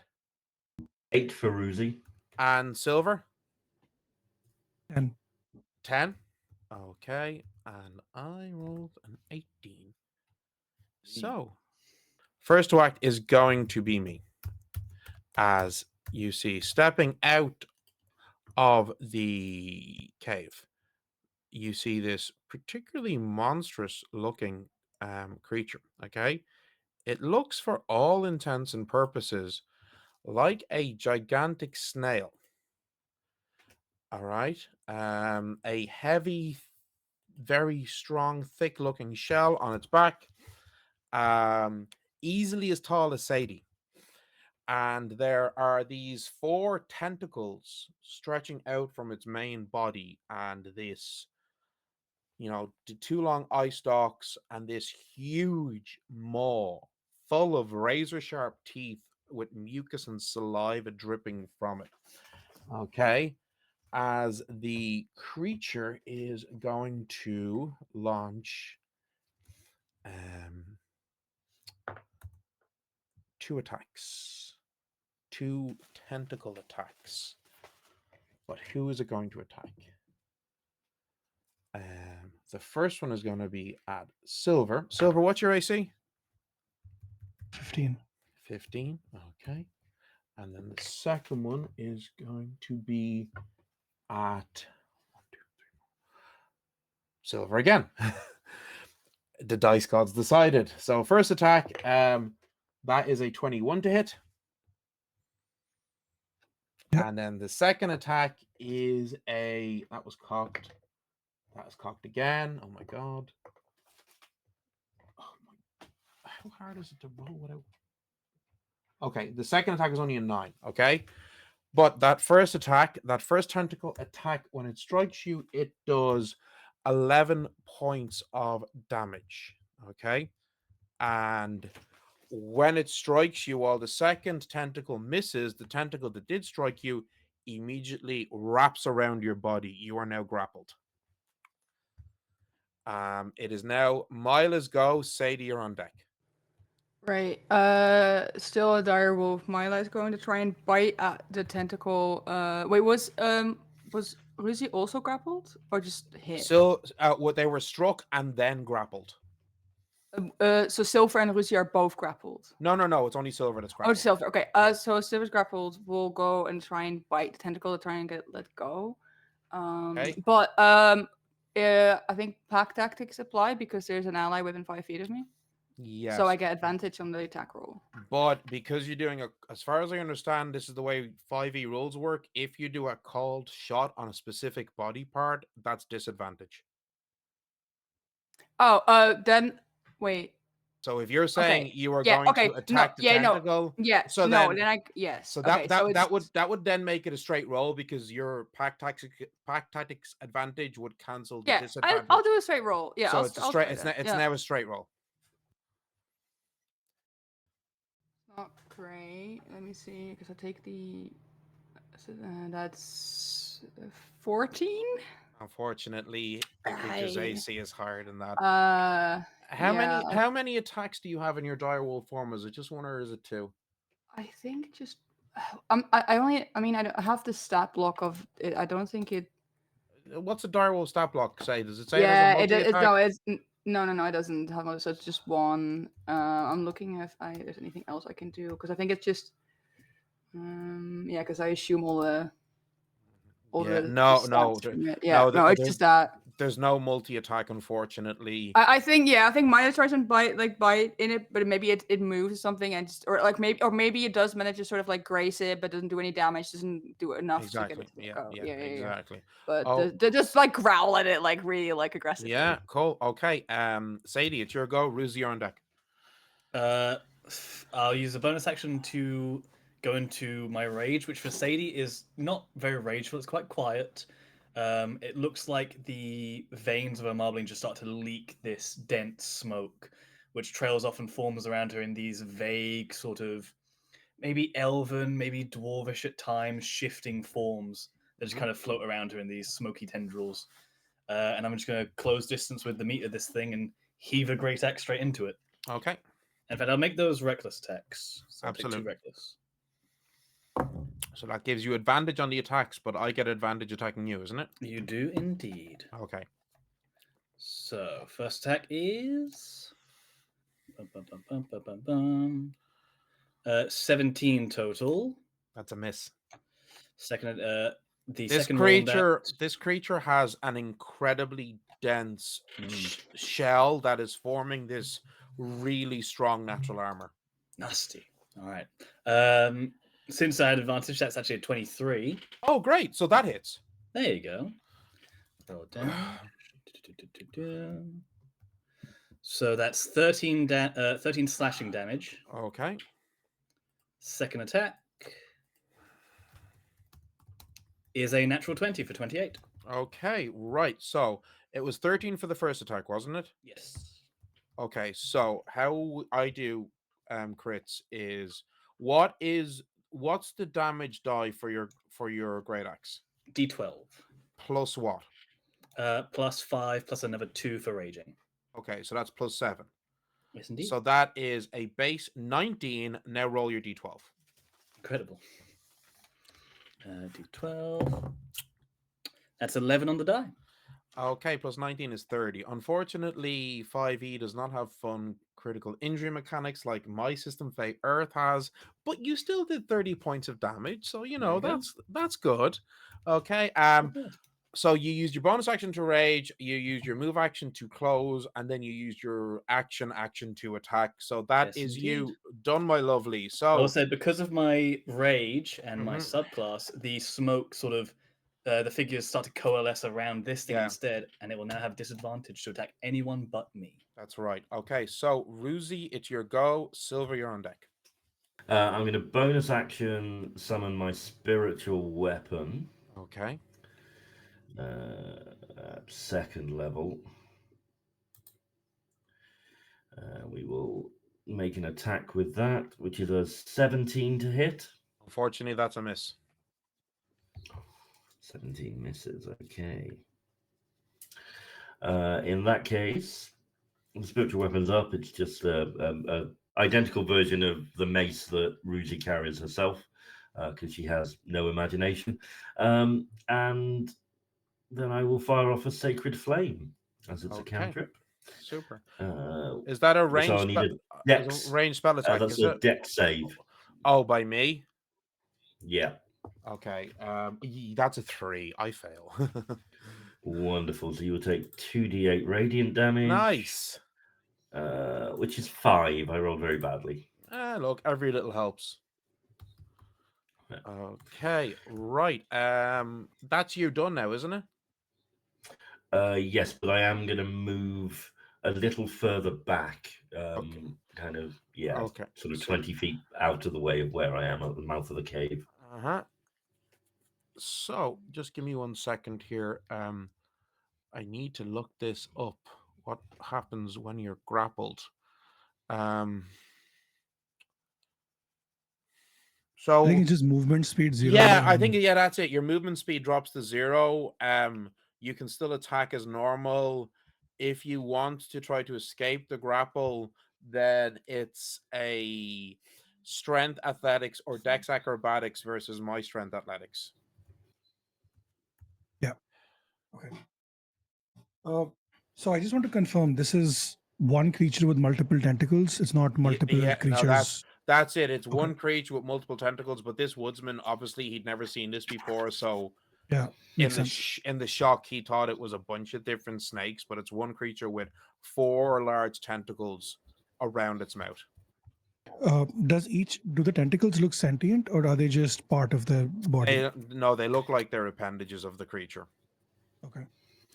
And we can't tell if there's anyone else hiding in the cave, or like another creature in the cave that we don't know for sure. You don't know. Cool. So Silver is like his long spiky hair starts to stand up, like, and you can feel like if you're next to him, you can feel like this energy waving, radiating off of him. It's kind of like how you feel like when electricity is in the air, or like it's about to rain, and you feel that energy, and it's pulsing off of them in waves.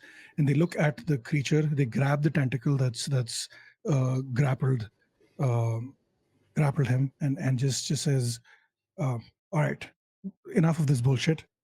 I suggest you let go of me and fuck right off to the corner of your cave. Leave me and my friends alone. And I cast suggestion. Just give me 1 second. I need to look that up.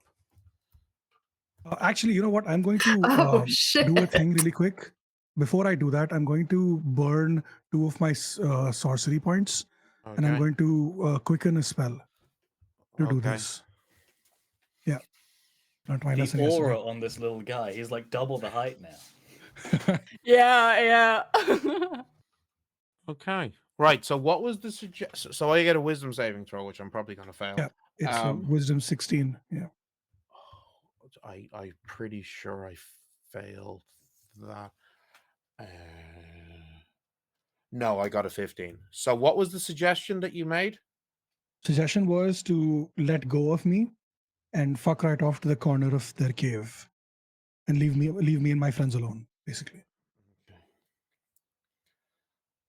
So yeah, limited to a sentence or two, so 2 sentences. Okay, so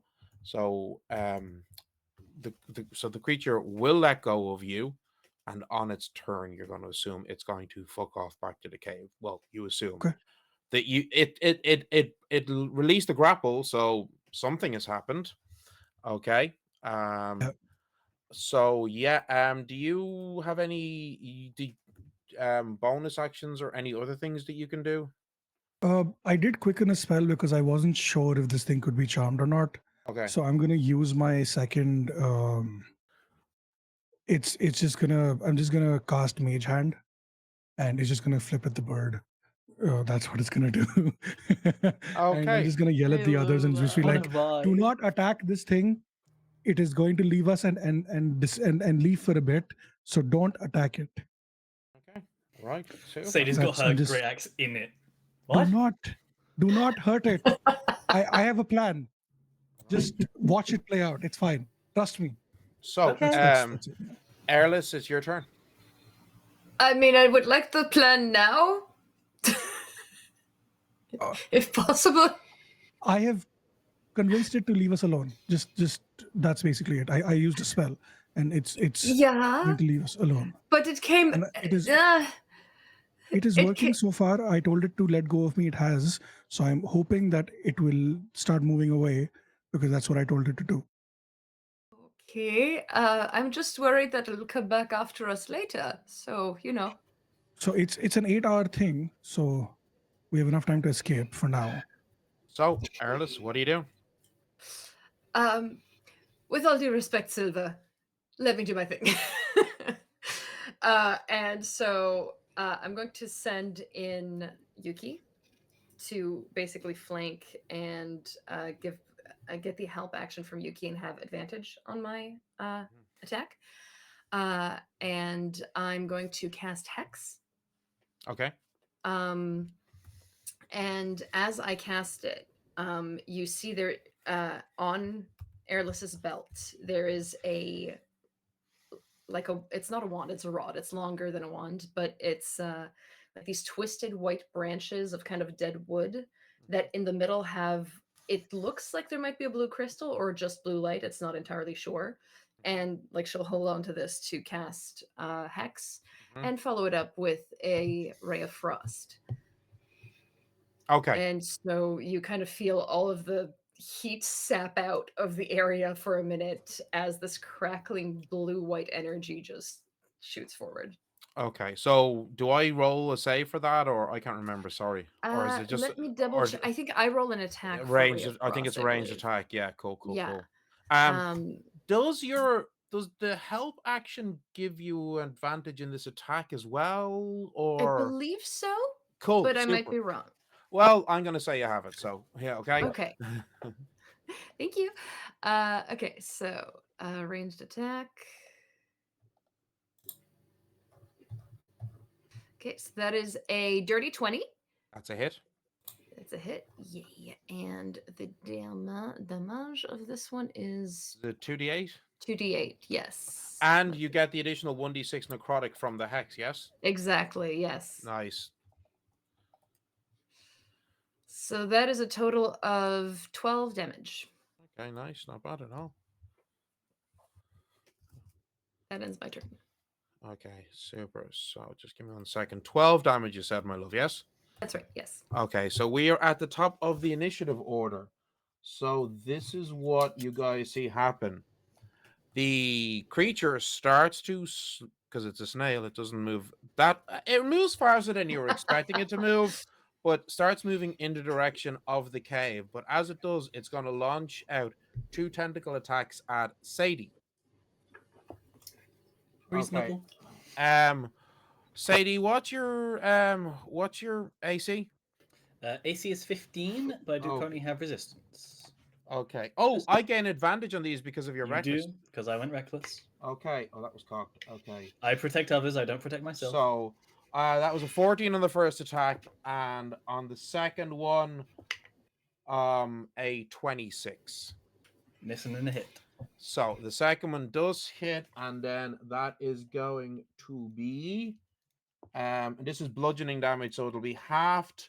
13 points of damage halved, but you are now grappled as the creature starts to pull you with it towards the cave. You just hear from behind, I don't like this plan. So it is still going towards the cave as it was given the instruction by Silver, but it has decided to take Sadie with it. Okay. I did tell her to leave me and my friends alone. That's 3 sentences, not, and this the spell description says quite explicitly 1 to 2 sentences. So drop me, go to the cave, leave my friends alone is 3 sentences. It did 2 of them. I also linked it to because it's a snail. I like you did it. It's just processing really slowly, and if rules aside, the third one hasn't sank in yet. No, actually, when you say that, the first thing I wanted to check was does this spell work on creatures with an animal intelligence? Because some charm spells don't. Oh, Now, yes. so now it didn't say that in the spell description, so I let the spell take effect. But there are certain charm spells that wouldn't work on this creature because its intelligence is so low, But nonetheless, it is now dragging Sadie with it. Mila, it's your go, and Sadie, you're on deck. I am gonna just run. So just check the spell again, and the suggestion wears off if someone attacks it. So I think it's already, Well, just letting you know.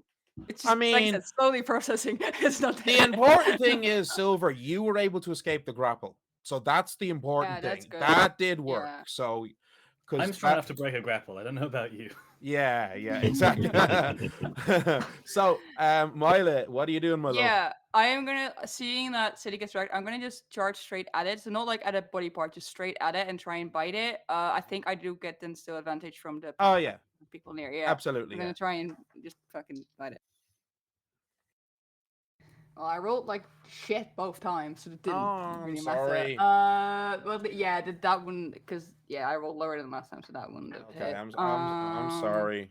It's fine. It's how this game works. I like, just for flavor's sake, just like when I just charge just at it, and then Ghost maybe try and bite, but then maybe Sadie's too close, and like realize like as she's running, realize like she miscalculated, and if she's going to go to her, she might hit Sadie or hurt them. So yeah, I think, and then sort of like maybe sort of slows down, moves, and then just misses. Yeah, cool, super. We'll be staying there, so it's so they're in, they're close, and maybe be a distraction or a target. Super. Right. So, Sadie, what are you doing? If I try and break the grapple, that is your action? Yes, that's the one thing that's very explicit in the rule mechanics for grapples in 5e. It is your action to do a opposed athletics check or dex, but I'm assuming using athletics to break the grapple. You are raging, so you would get. You get advantage, right? But it is your action for the turn. Yeah. Or you could hit it as it's dragging you to the cave. I'm not locked in here with this. It's locked in here with me. Exactly. That's what I like. Hit it a couple times. Absolutely. I'm gonna go reckless again. Why not? Excellent. Beautiful. I love it. Okay. Does a 20 hit? Yes, it does. Amazing. I'll roll my second attack while we're here. That's another 20. So 2 unnatural 20s. They both hit. They both hit. First hit is 16 damage. Okay. And the second hit, 18 damage. Sorry, what was that? 18. 18. Okay. Right, nice. I'm gonna keep my little smoky friends on this thing. Super. Okay. So Ruzi, is your go.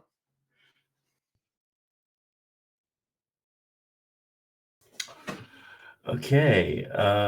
First up, I will move my spiritual weapon closer to this thing as my bonus action and take a swing,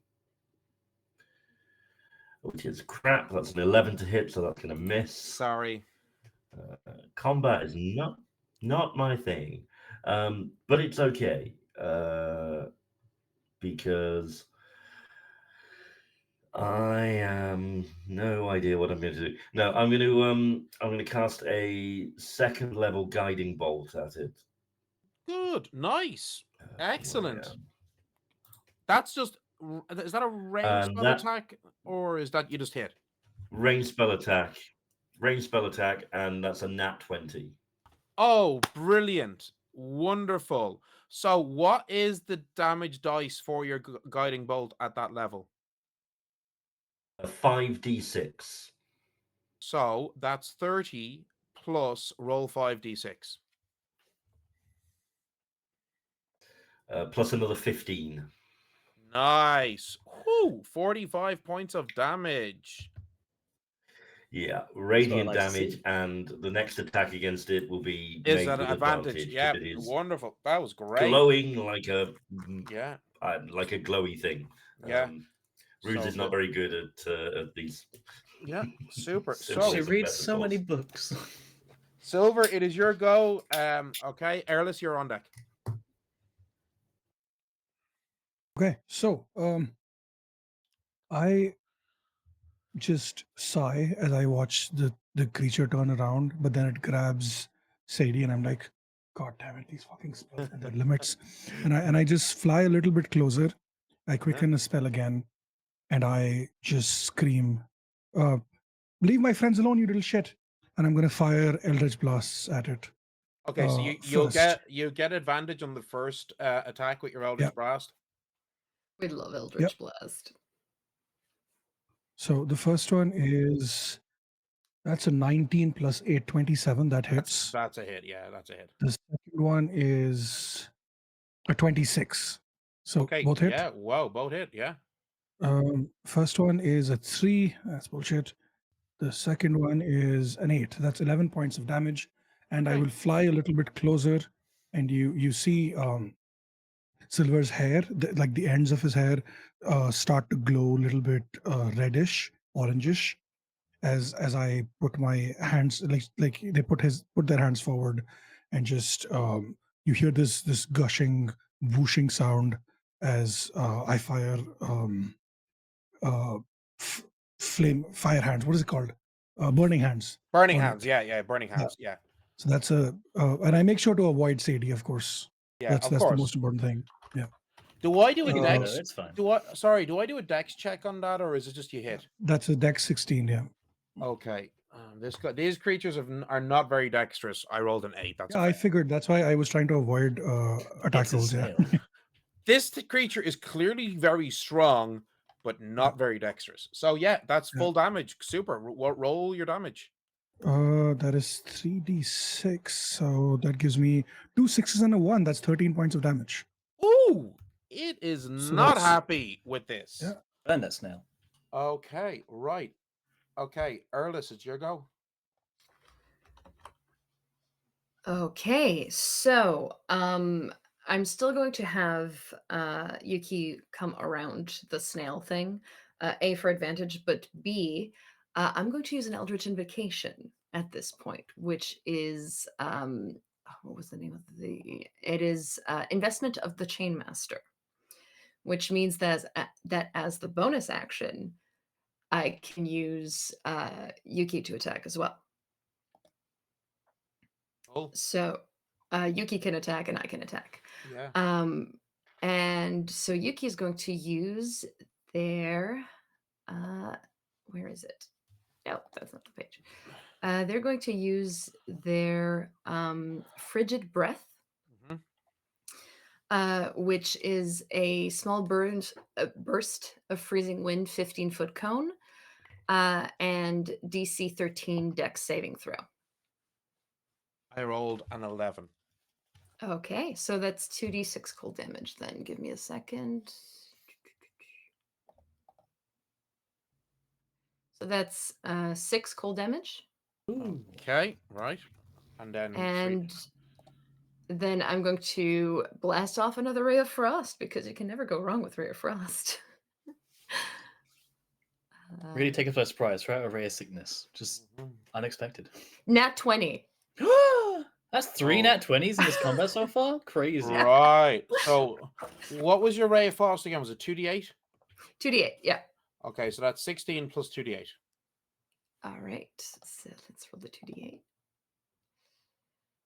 So the 2d8 comes to a total of 7, and we do Plus have 16 the, is 23. And, oh and wait, sorry. and Plus, another 6 for the hex. plus 6 is 29 plus an additional d6. Yeah. So the additional d6 is another 6. So that's 35 points of damage. Off This- of a cantrip at level 5. This creature is not happy. So we are at the top of the initiative order. This is what you all see. The creature retreating back into the shadows of the cave, out of like your sight. You cannot see it anymore, okay? And it is going to do 2 bite attacks on Sadie, trying to pull you into its maw to consume you. Great. So you were reckless, so I get advantage on these. You do. That was cocked. Okay, that's a 24 to hit on the first attack. Easily hits. And I'm so glad I'm getting these advantage because I'm rolling really Great. bad. The Maybe second, I shouldn't have done that. but the second one is only a 12. Misses. Yay. Okay, so 5, 11, 19 points of piercing damage, halved. Up to 11. Yes. As you are pulled through the cave into these shadows, and the creature continuing to move, there is this strange shimmering light as you suddenly find yourself no longer in the cave, but standing back in the forest again. Mila, it's your go. I'm assuming I've seen this creature drag. You saw the creature drag Sadie into the cave. Yeah, Just like, help. yeah, I'll follow. Okay, you go racing into the cave. As you Yeah, I've got step it, 50 so feet. yeah, no, you're a direwolf. You can Yeah. easily do. I'm not even. Yeah, no, no. Okay, so racing into the cave. The cave is extremely dark and shadowy. Okay, and as you step into the shadows, there's this weird shimmering. As you suddenly find yourself, you're not in the cave. You're in the forest again, right beside Sadie and the Carcolh, this creature. And it's still grappling. Oh yeah, and I mean, if Sadie was a creature that bled, they'd be bleeding right now. Okay. All right, I guess just rinse and repeat. I looked at my spells. There's nothing I can. If I drop the The thing, direwolf form. it's not. Yeah, it's not useful. So I'm gonna just keep Oh, at it. I'm gonna okay. just Cause a lot of my spells are concentration, and they're currently not very useful. And the one that is requires me to use a bonus action first, but the bonus action I would be using for, so it's not useful. But I'm gonna just. Well, I have, do. So yeah. you do still get advantage because even though Yeah, Sadie's exactly. grappled, Yeah. it's still an ally threatening. Yeah. Still Okay. hit. So you still get okay. advantage. Wait, let me grab different dice, but maybe see if that works. Everyone knows different dice have different rules. Makes sense. Yeah, okay, that's slightly better. Gonna fingers crossed. There you Wait, no, I'm looking at the wrong thing. This is that log. That's a 17. Unfortunately, that misses. I'm really sorry. It's okay. I'm so It's one sorry. of those days. It's fine. It's one of those. It's okay. I'm sorry. Yeah. No, it's okay. But I have my bonus action still. Oh yeah. So I am going to use it to drop it, and then hopefully next Cool. turn I can Super, actually do the thing I super. want to do. So I'm That's a going to good drop the call. wild shape. Yeah. Cool. So You just hear Sadie, somewhere in this thing's mouth. Yay, Milo's back. Sadie, it is your turn. Now realistically, I should break the grapple. This creature, I'm going to say, is looking pretty messed up at this point. It's Then I'm gonna badly take injured. 2 more reckless attacks, baby. Yes. You better believe it. Attack number 1. 19, sad. That's a 19 will hit. die though, so 27 total. Well, 19 is the creature's AC. Hooray! Second You kept attack. missing, Mila. Let's see. 21 on the second attack. So, attack number 1 deals 17 damage. Attack number 2 deals 12 damage. Describe your killing blow. This creature had 1 hit point left. It's like she's so close to just being swallowed by this thing that at this point her great axe is just pressed against her. So she's just moving her body, just bodying the great axe into this thing's throat, Right. and just keeps carving away until it stops moving and stops pulling her. Okay, slicing away the creature's head until a moment later, the from the mouth, from the like jaw up, the head falls to the ground. As the grapple is released and you look around, and you don't know where you are because you were being pulled through a cave, but the cave is not there. You're in the forest. The cave is not there. So he goes, well, I think the cave was a tunnel. Oh, Yeah, something. Looks Well, at like the creature. That was cool, by the way. The thing, the killing. yes, it was odd, very cool. Not done it before. Nothing like that before. No. Maya just kicks the head. So, Silver, Earless, Ruzi, what are you doing? Oh, where the gonna fuck have they gone fly into to that the- cave now? I'm definitely following into the cave with the intention to rescue Sadie. Is the shimmering thing still there? You don't see it outside the cave. No, but I would have run have in. I would have chased Once after. once you run in, you feel this weird shimmering sensation, and all of a sudden you're no longer in the cave. You're standing in the forest beside Sadie, Merla, and a dead giant man-eating snail creature. Oh, Hi, Alice. congratulations! Hi, that's Hi. good job on Oh, that. Oh, I didn't do anything. It almost ate me. Yeah, Where did you come that's out why from thin air that's like why you that? did a good job. What? She just kind of points behind you at just more forest. So this is the thing. Like it was like the air shimmered, and all of a sudden Earless appeared, but there's Just sort of nothing behind her. No. a Where few are we? seconds later, Ruzi would. Then a moment. Before- See, Before you Ruzi. jump in, Ruzi, I just tap you on the shoulder and I'm like, hey, do you have a rope? Tell me you have rope. You should have rope, right? Yeah, you're right. Somewhere. Okay, tie the rope around the tree, tie it around yourself, and then go in. I just, this is like, just to be safe. I don't know what the fuck is going on in there, but like, I I'm gonna only hide have in your pocket 50 if that's feet okay. of rope. Yeah, so yeah, that's okay. Okay. If it stops at 50, we stop at 50. We don't go further in, right? So Okay. Yep, we'll do that.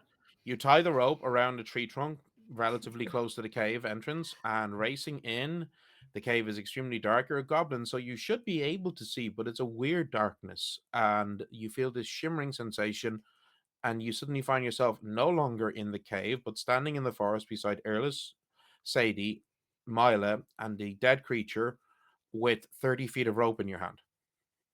Rosie's here. Why have you got rope? And Yeah, I'm rope. 20 feet short of rope. And Silver, what you see is the rope that Ruzi was tugging at has suddenly gone slack and fallen to the ground. Oh no. Shit. That's bad. I'm just Also, gonna yell out into the cave. Yeah. Can you hear me? I don't know. Sadie, Ruzi, anyone? Yuki is still on your side with you, Silver. Oh, So I Yuki's assume that going to give. I assume that Yuki had followed you. Yuki is extremely agitated then. Yes, Yes. and so And- Yuki's going to give Silver a nudge, like, "Let's go." Yeah. I'm just gonna reach down and I'm gonna pet it and I'm gonna like, you wanna go in? Are you sure? And just God damn it. Okay, fine, let's go. And I'm just gonna fly down at a lower level next to their eye level, and just the two of us will go through.